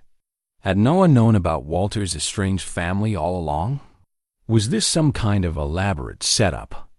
Or just a cruel coincidence that placed his granddaughter's artwork in his hands at the worst possible moment? "Walter?" Noah's voice came from the treatment room doorway. "I need to talk to you." Walter quickly folded the drawing and slipped it into his jacket pocket, not ready to deal with its implications on top of everything else. He followed Noah into the treatment room, where Rusty lay on a stainless steel table connected to IV lines and an oxygen mask that made his breathing easier. but somehow emphasized how fragile he'd become. "How is he?" Walter asked, though Noah's expression had already provided much of the answer. "Stabilized for now. The oxygen and fluids are helping, but Walter, his kidney function has deteriorated significantly. We're looking at end-stage renal failure." Walter nodded, having expected this news even as he'd hoped against it. "How long?" "Hours, maybe a day or two at most. The supportive care can keep him comfortable, but his body is shutting down." They stood in silence for a moment, both understanding that they'd reached the decision point Walter had been dreading. Rusty's breathing was easier with the oxygen support, but his eyes held the weary acceptance of an animal who was ready to rest. "There's something else," Noah said carefully. "I need to ask you about Rusty's ownership history." The question seemed to come from nowhere. "What do you mean?" "He's been mine for 8 years. I mean legally. Are there any other parties who might have a claim to him? Family members who were involved in his care, or who might have contributed to his purchase?" Walter felt the drawing in his pocket like a burning accusation. "Why are you asking?" Noah hesitated, then pulled out a file folder that Walter hadn't noticed before. "When I registered Rusty for official treatment documentation, some records came up that I need to clarify with you." Walter's stomach dropped as Noah opened the folder and revealed veterinary records dating back to Rusty's puppyhood. But these weren't records from Doc Henderson's files. They were from a clinic in the next county, and the owner listed was Michael Baines, Walter's son. "These records show that Rusty was originally purchased by your son and registered under his name," Noah said gently.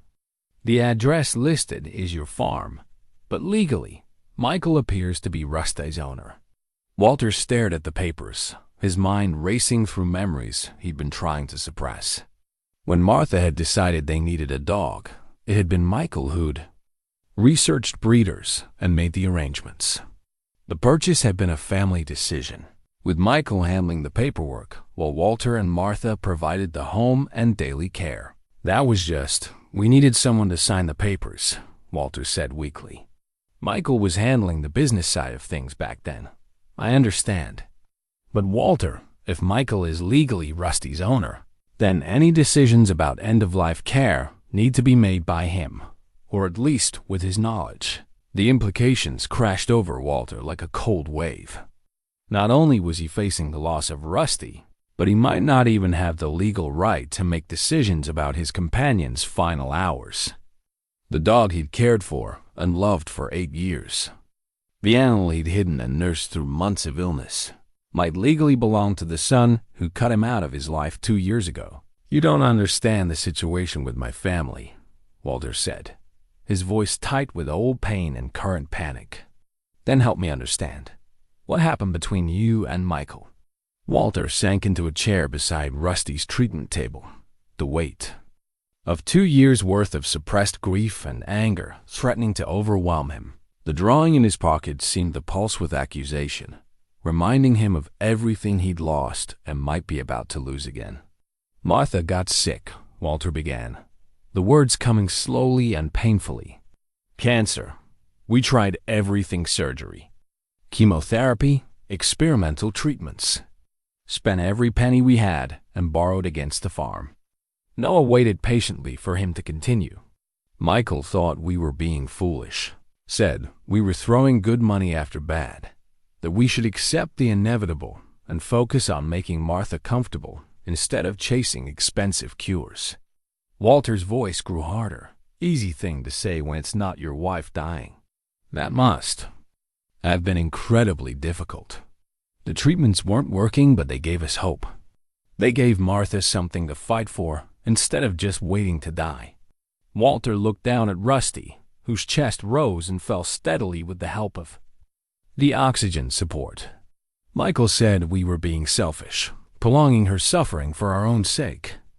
Noah's expression suggested he understood the complexity of such situations, the impossible balance between hope and acceptance that families face during terminal illnesses. "After Martha died, Michael blamed me for everything. Said if we'd accepted hospice care earlier, She could have died peacefully at home instead of in that hospital room surrounded by machines. Walter's voice cracked slightly. Said I bankrupted the family chasing fantasies and stolen his children's inheritance for treatments that only made things worse. And that's when the family stopped visiting? Walter nodded. Michael's wife Linda supported him completely. Said they couldn't trust me to make rational decisions anymore, that I was too selfish and stubborn to be around their children. The words still stung, even after 2 years. Emma was 6. She cried when they told her she couldn't come see Grandpa anymore. The admission about Emma made the drawing in Walter's pocket feel even more significant. Michael said if I wouldn't admit that I'd handled Martha's illness wrong, if I wouldn't agree to counseling and give up control of the farm finances, then they couldn't have me in their children's lives. That's a harsh ultimatum. I couldn't do it. Couldn't stand there and say that fighting for Martha's life was a mistake. Walter's voice grew quiet. So they took the kids and left. Haven't seen them since. Noah absorbed this story quietly, understanding now why Walter had been so resistant to official involvement and why the question of Rusty's legal ownership was so fraught with emotional complications. Walter, if Michael is legally Rusty's owner, we need to contact him about these end-of-life decisions. It's not just about legality. It's about doing right by everyone involved. He won't care about Rusty. He'll just see it as another example of me making bad decisions about medical care. You might be surprised. People can change in 2 years, especially when it comes to loss and grief. Walter pulled the drawing from his pocket and smoothed it out on the table beside Rusty. I found this in your waiting room. It's from Emma, my granddaughter. She drew it 3 years ago. Noah examined the drawing, his expression growing thoughtful. Walter, I need to tell you something. This isn't a coincidence. Walter felt his hard skip. What do you mean? Emma is my patient. Has been for about a year now. She brings her guinea pig in for regular checkups. Noah paused. She talks about her grandfather's farm all the time.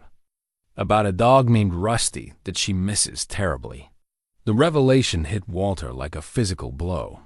His granddaughter had been coming to this clinic, talking about him and Rusty, while he'd been hiding just a few miles away, convinced that his family had forgotten him entirely.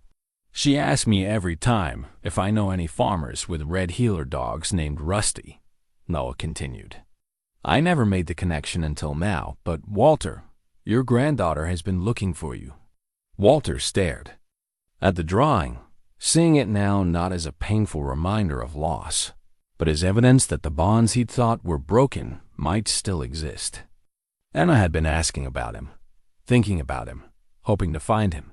Does she know? About Rusty being here? No. But Walter, maybe it's time she did. Maybe it's time the whole family did.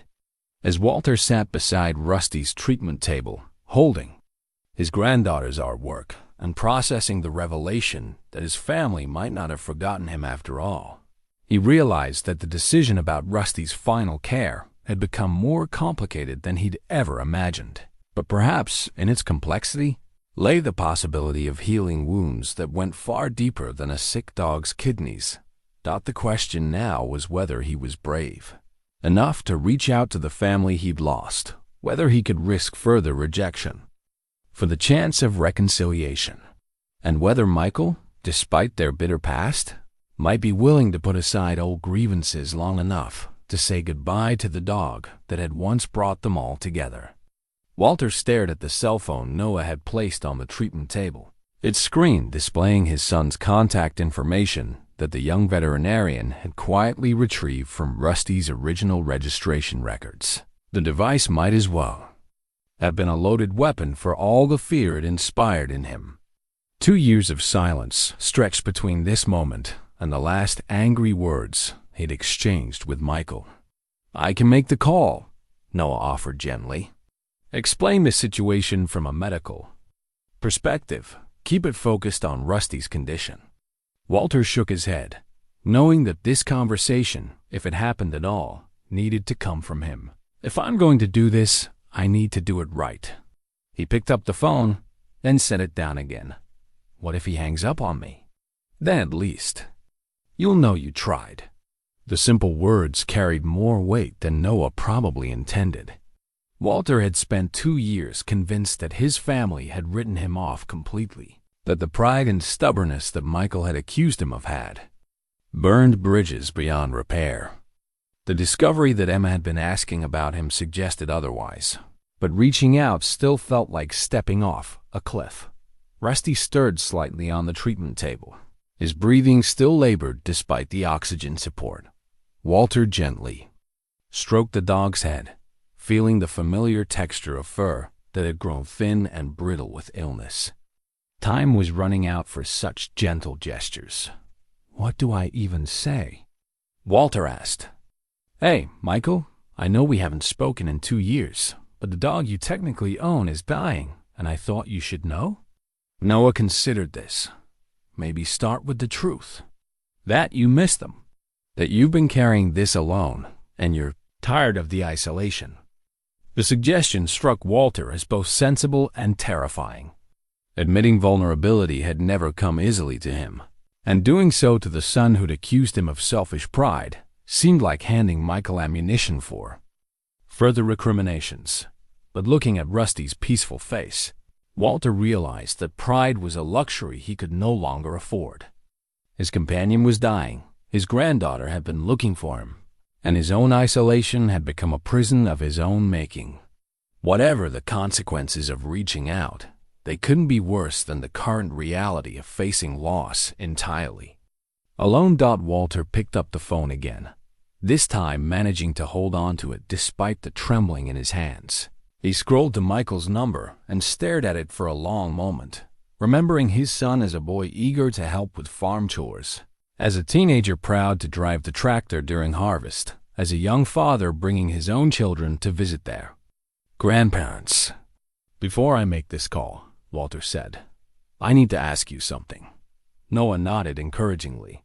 When Emma talks about the farm, about Rusty, does she seem angry, hurt, or just sad? Noah replied without hesitation. She seems sad and confused about why she can't visit anymore. She draws pictures of your farm during her appointments, asks if I think her grandpa still remembers her. The words hit Walter like a physical blow. While he'd been nursing his own wounds and convincing himself that his family was better off without him, his granddaughter had been wondering if he still loved her. The selfishness Michael had accused him of seemed suddenly, painfully accurate. Walter pressed the call button before he could lose his nerve. The phone rang once, twice, 3 times. Walter found himself hoping it would go to voicemail, giving him more time to prepare. But on the 4th ring, a familiar voice answered. Hello? Michael. Walter's voice came out rougher than he'd intended. It's your father. The silence on the other end stretched long enough that Walter wondered if the call had been disconnected. When Michael finally spoke, his voice was carefully controlled but not hostile. Dad, this is unexpected. I'm sure it is. Michael, I'm calling because Walter's prepared words abandoned him. I'm at the veterinary clinic. Rusty is dying. Another pause. Rusty? The dog. Your dog, technically, according to the paperwork. He's been sick for months, and now, Walter's voice cracked slightly. Noah, the veterinarian, he says it's time to make some decisions. Wait, slow down. Michael's tone had shifted from surprise to concern. What do you mean he's been sick for months? Why didn't you call someone? The question opened the floodgate of guilt and fear that Walter had been carrying. Because I was afraid they'd take him away. Because I couldn't afford proper treatment. Because I'd been an old fool trying to handle everything alone. He heard Michael take a deep breath. Dad, where exactly are you right now? Noah leaned closer to the phone. This is Dr. Noah Patterson. Your father is at my clinic with Rusty. The dog is in end-stage kidney failure, and we need to make some decisions about his care. I see. Michael's voice had taken on the careful tone Walter remembered from their arguments during Martha's illness. What kind of decisions? Noah explained Rusty's condition and prognosis with clinical precision, but Walter could hear the compassion underlying his professional manner. As the medical details unfolded, Walter found himself remembering similar conversations during Martha's final weeks. Doctors explaining options, discussing quality of life, preparing family members for inevitable loss. How long has Dad been dealing with this alone? Michael asked. Several months, from what I understand. He's been providing what care he could, but he was afraid to seek professional help. Walter took the phone back. Michael, I know you're angry with me. I know you think I make bad decisions about medical care. But Rusty, he's been my only companion since your mother died. I couldn't bear the thought of losing him too. The admission hung between them like a bridge neither was sure they wanted to cross. Walter waited for Michael's response, preparing himself for anger, recrimination, or the click of disconnection. Instead, Michael's voice came back softer than it had been. Dad, we're not angry anymore. Linda and I have been talking about reaching out, especially since Emma keeps asking about you. She does? Every day. She misses the farm, misses you and Mom. She doesn't understand why we can't visit. Walter felt tears threatening for the first time in months. I miss her, too. Miss all of you. Dad, I need to ask you something, and I need you to be honest. Are you all right? I mean, besides Rusty being sick. Are you taking care of yourself? The question revealed a depth of concern that Walter hadn't expected. I'm managing. Getting older. Getting lonelier. But managing. That's not the same as being all right. Before Walter could respond, he heard voices in the background on Michael's end of the call. A woman's voice and the higher pitch of children asking questions. Dad, hold on a minute.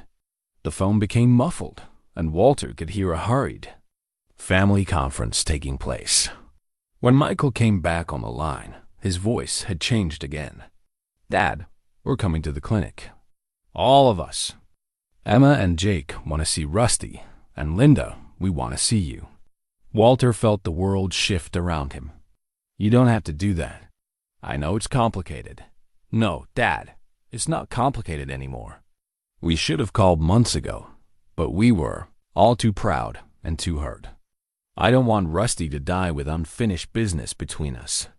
As they arranged the details of the family's visit, Walter found himself simultaneously terrified and hopeful. He would see his grandchildren again after 2 years of absence. He would face his son and daughter-in-law, not knowing whether the gulf between them could be bridged or would only prove too wide to cross. But most importantly, Rusty would not die alone or forgotten. Whatever happened between the adults, the dog, who had been a bridge between generations, would have his family around him in his final hours. After ending the call, Walter sat beside Rusty's treatment table feeling emotionally drained, but strangely lighter than he had in months. The weight of secrecy and isolation that he'd been carrying was finally being shared. And while the outcome remained uncertain, the simple act of reaching out had already begun to heal wounds he thought were permanent. They're coming, he told Noah. How do you feel about that? Walter considered the question seriously. Scared, hopeful, guilty about waiting so long. He paused, grateful that Rusty is giving us a reason to try again. Noah smiled. Dogs have a way of bringing out the best in people, even in the worst circumstances. As they waited for the family's arrival, Walter found himself thinking about forgiveness, both asking for it and offering it. His disagreement with Michael about Martha's care had been rooted in love and fear on both sides. Perhaps it was time to acknowledge that good people could make different choices without one of them being wrong. The sound of vehicles in the clinic parking lot announced the family's arrival. Through the window, Walter could see Michael's truck and a smaller car, doors opening to reveal figures he recognized but hadn't seen in 2 years. His heart raced as he prepared for a reunion that would either begin healing his broken family or confirm that some wounds were too deep to mend. Either way, Rusty would not face his final hour alone. And perhaps, Walter thought as he prepared to greet his family, neither would he. The sound of Sheriff Coleman's patrol car pulling into the clinic parking lot sent a jolt of panic through Walter's chest. Through the treatment room window, he watched the sheriff emerge from his vehicle, followed by Officer Martinez carrying what appeared to be official paperwork. Behind them, Michael's truck sat with its engines still running, his family visible through the windshield, but not yet getting out. "What are they doing here?" Walter asked, his voice tight with the old fear of official intervention. Noah moved to the window, his expression growing concerned. "I don't know. Let me go talk to them." But before Noah could leave the treatment room, the clinic's front door chimed with the arrival of visitors. Walter heard Sheriff Coleman's voice in the reception area, speaking in the measured tones of someone conducting official business. "Dr. Patterson? We need to speak with you about the Baines animal welfare case."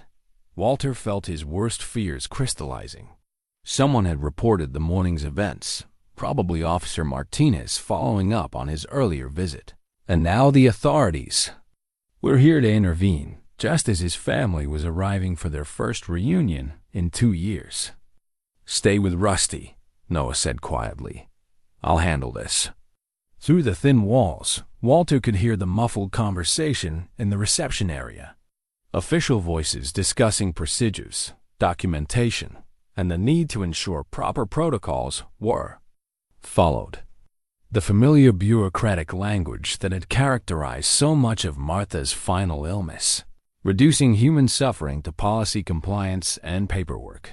Then he heard a different voice, Michael's voice, sharp with protective anger. "What exactly are you accusing my father of?" Walter's heart lurched.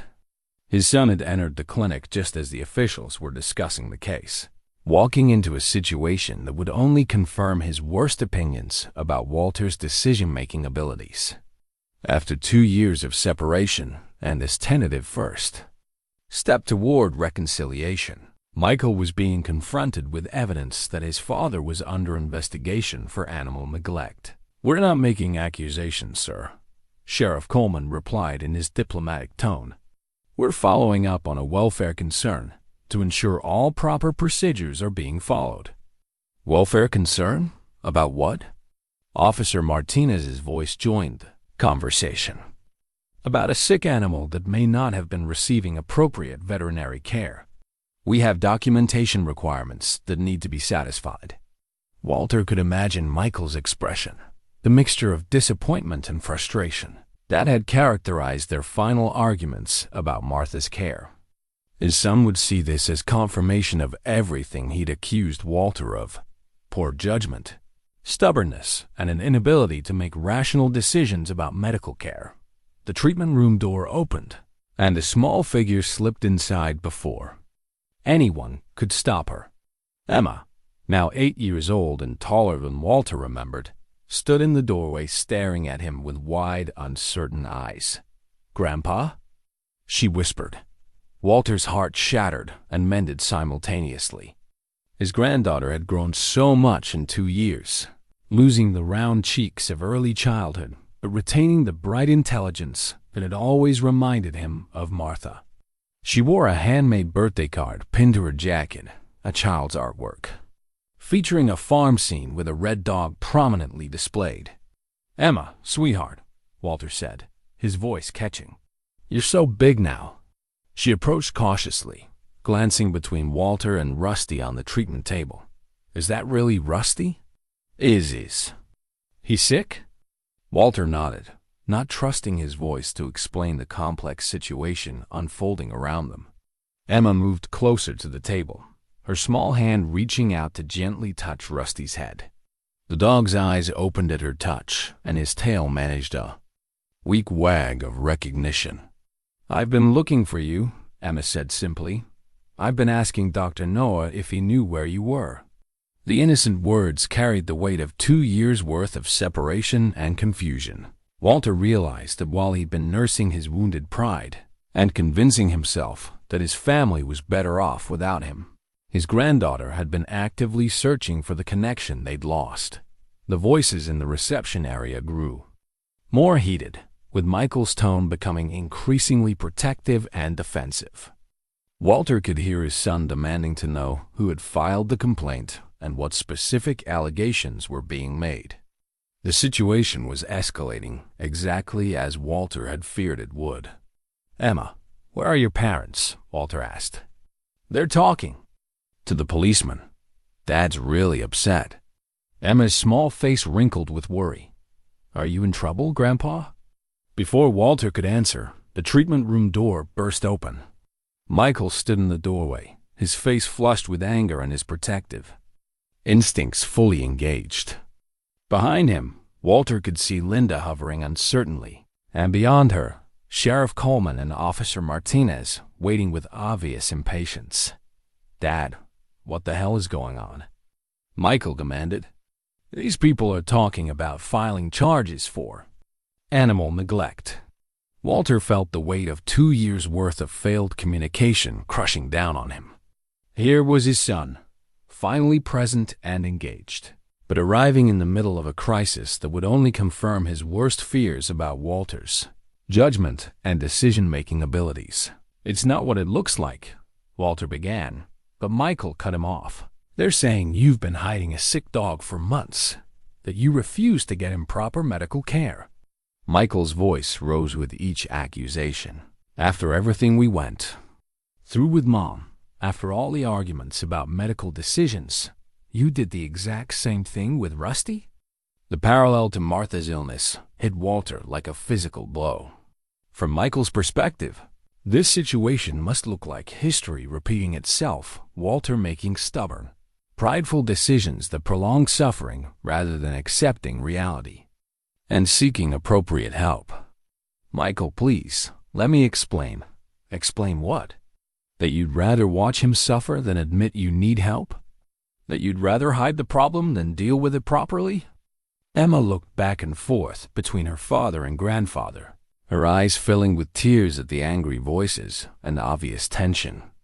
On the treatment table, Rusty stirred restlessly, responding to the stress in the room, despite his weakened condition. "Officer." Martinez stepped into the treatment room, his clipboard and official demeanor adding to the chaos. "Mr. Baines, we need to complete our documentation of this case.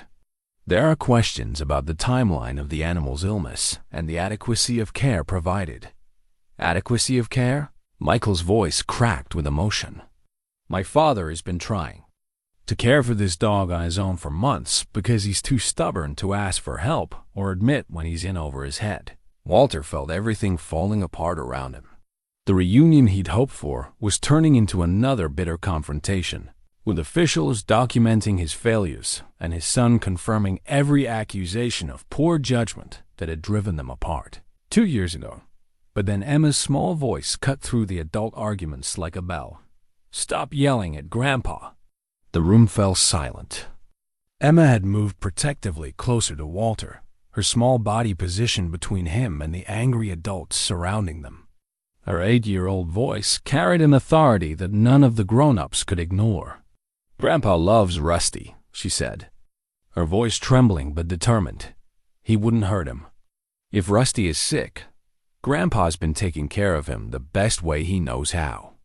The simple declaration from his granddaughter cut through all the complex accusations and justifications. Swirling around the room, Emma had distilled the situation to its essential truth: love, fear, and the desperate attempts of an old man to protect his last companion. Walter looked at his son, seeing Michael's anger begin to crack as he processed his daughter's words and really looked at the situation before him. This wasn't about stubbornness or poor judgment. It was about grief, isolation, and the fear of losing the last living connection to a happier time. Sheriff Coleman cleared his throat, his official demeanor softening slightly as he too absorbed the emotional complexity of the situation. "Perhaps we should take a step back and let the family discuss this privately." But before anyone could respond, Noah appeared in the doorway with a file folder in his hands and a determined expression on his face. "Actually," Noah said quietly, "I think everyone needs to hear what I've discovered about this case." Walter felt a new wave of anxiety. What had Noah found that would change the situation? More documentation of his failures? Evidence that would support the neglect charges? Noah opened the folder and pulled out a piece of paper that Walter recognized with shock. It was Emma's drawing, the crayon artwork depicting their family with Rusty prominently featured. "This drawing was made by Emma 3 years ago," Noah said, addressing the room but looking directly at Michael. "She's been bringing it to every appointment, asking if I knew a farmer with a red dog named Rusty. Your daughter has been looking for her grandfather for over a year." The revelation shifted the entire dynamic in the room. Michael's expression moved from anger to confusion to something that might have been shame as he realized the impact of the family's estrangement on his daughter. "Emma, you never told us you were asking about Grandpa," Linda said softly from the doorway. Emma looked down at her feet. "I thought maybe you'd be mad. You said we couldn't see Grandpa anymore because he makes bad choices." The words hung in the air like an indictment, forcing all the adults to confront the reality of what their adult conflicts had cost the children caught in the middle. Noah reached into his pocket and withdrew a folded envelope that Walter had never seen before. The paper was yellowed with age, and Martha's distinctive handwriting was visible on the front. "For my family to be opened only if we lose our way." "I found this in Rusty's file," Noah said quietly. "It was left with Dr. Henderson when Rusty was first registered, with instructions that it should only be shared if there was ever a family crisis involving the dog." Walter stared at the envelope in shock. Martha had never mentioned leaving any letter, and the idea that she'd somehow anticipated this moment seemed impossible. But there was no mistaking her handwriting, or the careful way she'd sealed the envelope with the old-fashioned attention to detail that had characterized everything. She did. Michael reached for the letter with trembling hands. "Mom left this when?" "According to Dr. Henderson's notes, about 6 months before she passed away," Noah replied. "She said she wanted to make sure Rusty would always be a bridge between the family, not a source of division." Sheriff Coleman and Officer Martinez exchanged glances, their official business temporarily suspended by this unexpected development. Even they seemed to recognize that they were witnessing something more significant than a simple animal welfare case. "Should I?" Michael held the envelope uncertainly. "Read it aloud," Walter said, his voice barely above a whisper. "If Martha wanted the family to hear it, then we should all hear it together."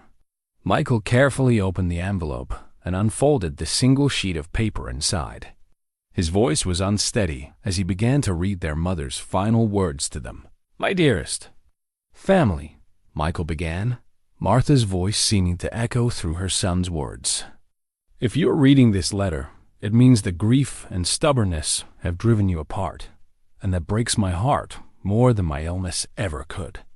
Walter felt tears beginning to flow as Martha's wisdom reached across the months since her death to address the very crisis they were facing. "Walter, my beloved husband, I know you will blame yourself for not saving me, and I know you will retreat into your pain until you convince yourself that everyone is better off without you. You are wrong. The children need their grandfather, and you need them. Your love for our family was never a weakness, even when others couldn't understand your choices." Michael's voice caught as he continued reading. "Michael, my precious son, I know you will be angry with your father for the decisions we made about my care.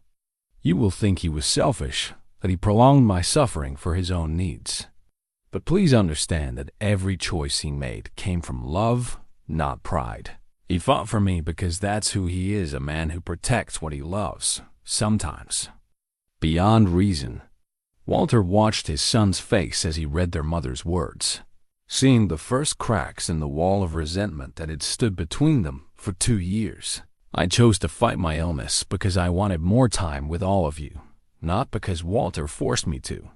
The treatments were my choice, made with full knowledge of the odds and the costs. If they caused pain, it was pain I chose to bear for.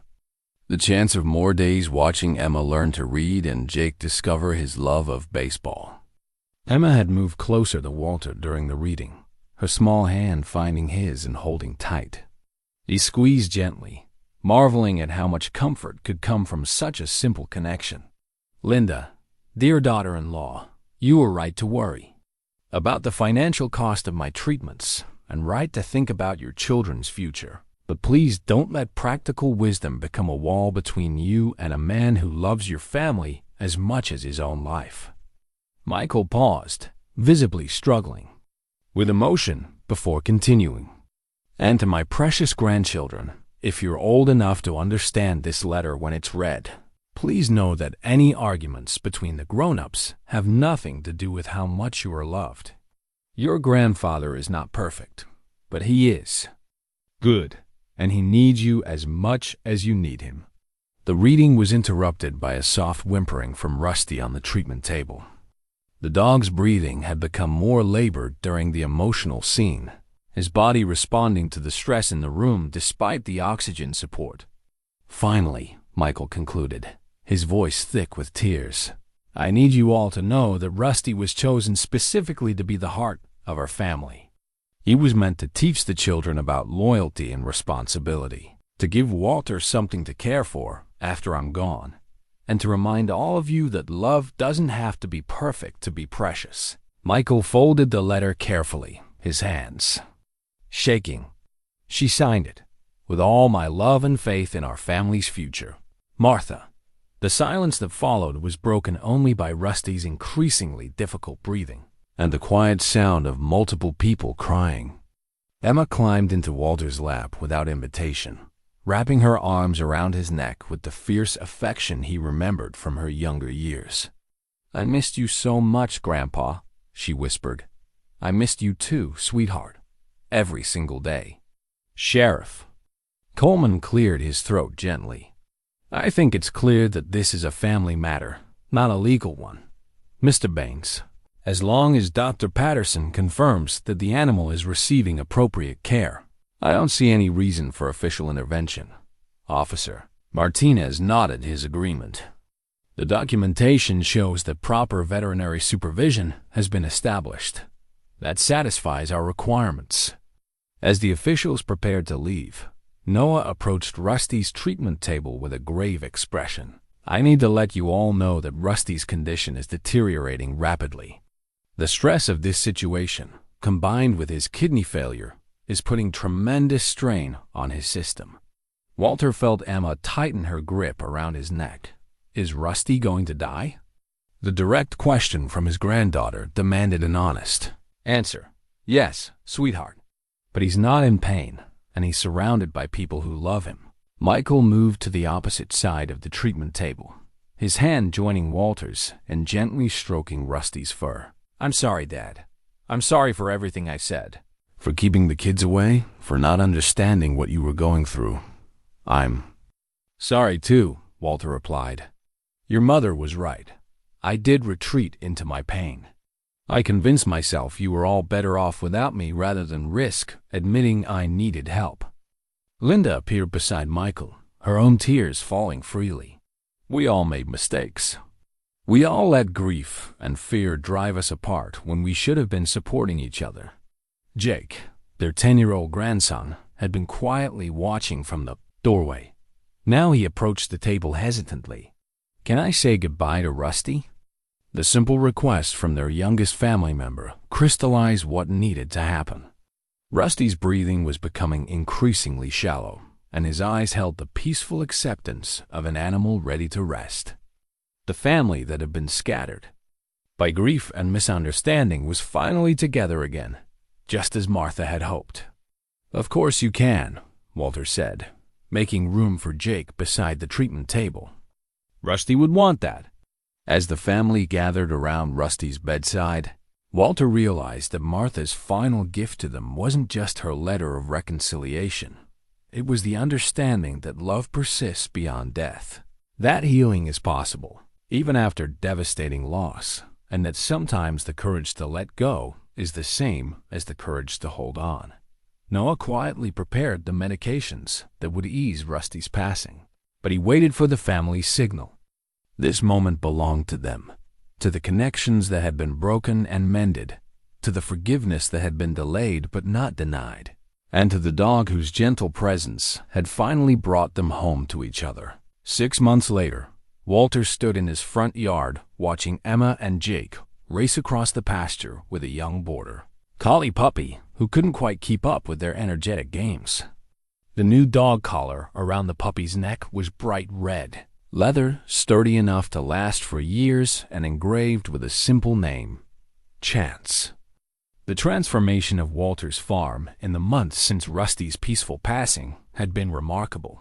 What had once felt like a monument to loss and isolation now buzzed with the energy of a working family operation. Michael's truck sat in the driveway beside Walter's repaired Ford, and the equipment barn housed tools that got regular use rather than gathering dust. Martha's garden had been restored to its former glory, with Emma taking special pride in the marigold bed she'd planted in memory of her grandmother. The raised beds overflowed with vegetables that would feed the extended family through the winter, tended by 3 generations working together on weekend afternoons. "Dad, the irrigation system is working perfectly," Michael called from across the yard, where he was adjusting the sprinkler heads that had replaced Walter's old hand-watering routine. "Jake wants to know if he can help with the evening cattle check." Walter smiled, remembering his own eagerness to participate in farm work when he was Jake's age. "Tell him to get his boots on. Those cattle won't wait for a boy who's afraid of getting his feet muddy." The sound of a familiar truck approaching drew Walter's attention to the driveway. Noah Patterson climbed out of his vehicle, but today he wasn't carrying a veterinary bag. Instead, he held a covered dish that smelled suspiciously like Linda's famous pot roast. "Linda sent dinner," Noah announced. "She said something about not trusting bachelors to feed themselves properly." Walter laughed. In the months since Rusty's death, Noah had become more than the family veterinarian he'd become. A friend whose Sunday visits were as much about checking on Walter's well-being as discussing Chance's vaccination schedule. The young man's compassion during their crisis had earned him a permanent place in the family circle. "She's not wrong about my cooking skills," Walter admitted, "though I've been getting better since the kids started visiting regularly." "Hard to serve canned soup to a granddaughter who's learned to make pancakes from scratch." Emma bounded up to them, her face flushed with exercise and joy. "Dr. Noah, did you see how fast Chance can run?" "He's almost as fast as I am." "Almost?" Noah agreed with mock seriousness. "Give him a few more weeks, and he might actually keep up with you." The puppy in question had finally caught up to the children, his tongue lolling out with exhaustion, but his tail wagging with the boundless enthusiasm of youth. Walter had been hesitant about getting another dog so soon after losing Rusty, but Emma's gentle persistence and the obvious need for a working dog on the farm had eventually won him over. Chance was nothing like Rusty, where the older dog had been steady and serious. The puppy was playful and mischievous, but he was learning the basics of cattle work under Walter's patient tutelage. And more importantly, he was bringing laughter back to a farm that had been too quiet for too long. "How's the new program coming along?" Noah asked as they watched the children play. Walter's expression grew more serious. "Better than I expected.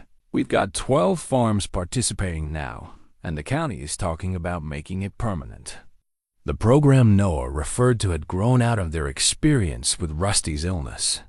Walter had proposed establishing a support network for elderly farmers who might be struggling with animal care, but were too proud or isolated to ask for help.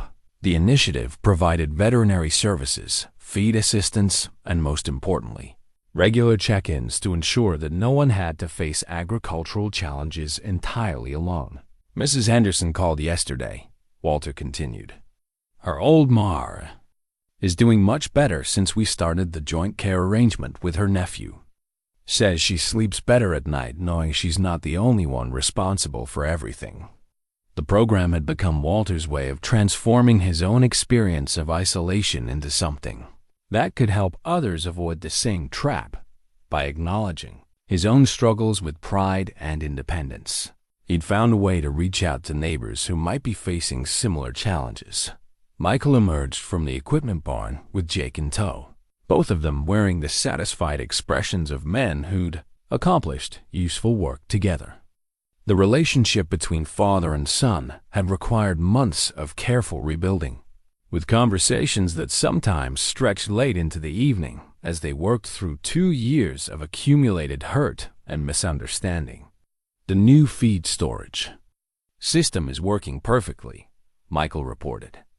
Jake thinks we should install motion sensors for the automatic doors. High-tech farming, Walter mused. Your grandmother would have been amazed by all these gadgets. She would have loved seeing the farm active again, Michael replied. Seeing the kids learn the things you taught me. They stood together watching Emma demonstrate Chance's latest trick to a patient Noah, while Jake explained his irrigation improvements with the enthusiasm of a born engineer. The scene carried echoes of earlier generations, Walter's own childhood on his grandfather's farm, Michael's youth spent learning the rhythms of agricultural life, and now his grandchildren discovering their own connections to the land. Linda's car turned into the driveway, completing the family gathering that had become their Sunday tradition. She emerged carrying what appeared to be homemade apple pie, a contribution to the weekly feast that had replaced Walter's solitary dinners. How's our farmer today? She asked, giving Walter the affectionate hug that had taken months to feel natural after their long estrangement. Grateful, Walter replied simply. Every day, a little more grateful. As the family gathered around the kitchen table for dinner, Walter found himself studying the faces of the people who had been restored to his life.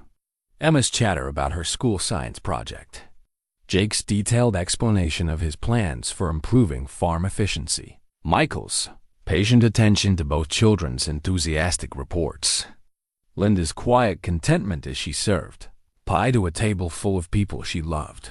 The conversations flowed around topics both mundane and profound: crop rotations and homework assignments, weather predictions and weekend plans. It was the comfortable chaos of family life that Walter had forgotten he missed. The gentle noise of people who belonged together sharing the details of their days. After dinner, as the adults settled on the front porch and the children played in the yard, Walter allowed himself to reflect on the journey that had brought them to this moment.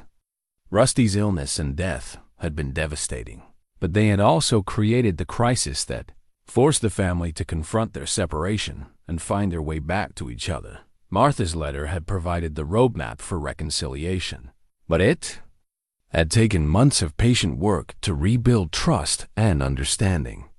There had been difficult conversations about grief, pride, and the different ways people process loss. There had been awkward moments as they learned to be family again after 2 years of silence. But gradually, they had found their rhythm.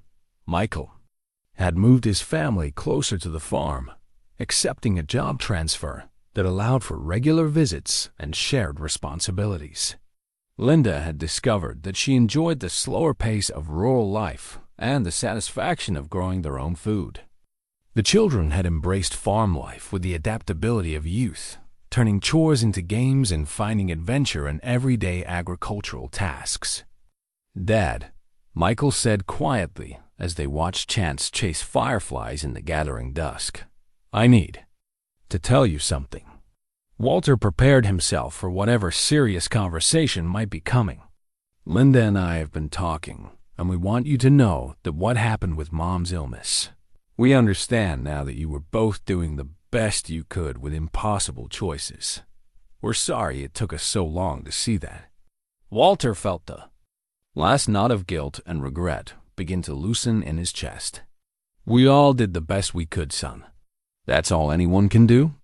As the evening deepened and the family prepared to head home, Walter stood in his yard, watching taillights disappear down the country road. Tomorrow would bring another day of shared work and gentle routine, another opportunity to strengthen the bonds that had been tested but not broken. Chance trotted up to him, the puppy's energy finally depleted by his day of play. Walter scratched behind the dog's ears, feeling the familiar comfort of a loyal companion, but without the desperate need that had characterized his relationship with Rusty during those final lonely months. "Come on, boy," Walter said. Let's go inside." As they walked toward the house together, Walter passed Martha's garden where the evening breeze carried the scent of marigolds and the promise of another harvest. The future stretched ahead with its inevitable challenges and changes, but it no longer felt like something to be endured alone. In the distance, he could hear the gentle lowing of cattle settling down for the night, the familiar sounds of a working farm where multiple generations had learned the values of patience, perseverance, and the quiet satisfaction that came from caring for the land and each other. It was exactly the legacy Martha would have wanted, not just the preservation of their property, but the continuation of their family story, written in shared work, gentle laughter, and the understanding that love, like good soil, grows stronger when it's tended by many hands. Walter turned off the porch light and headed inside, where tomorrow's plans waited to be made and yesterday's regrets had finally been laid to rest. **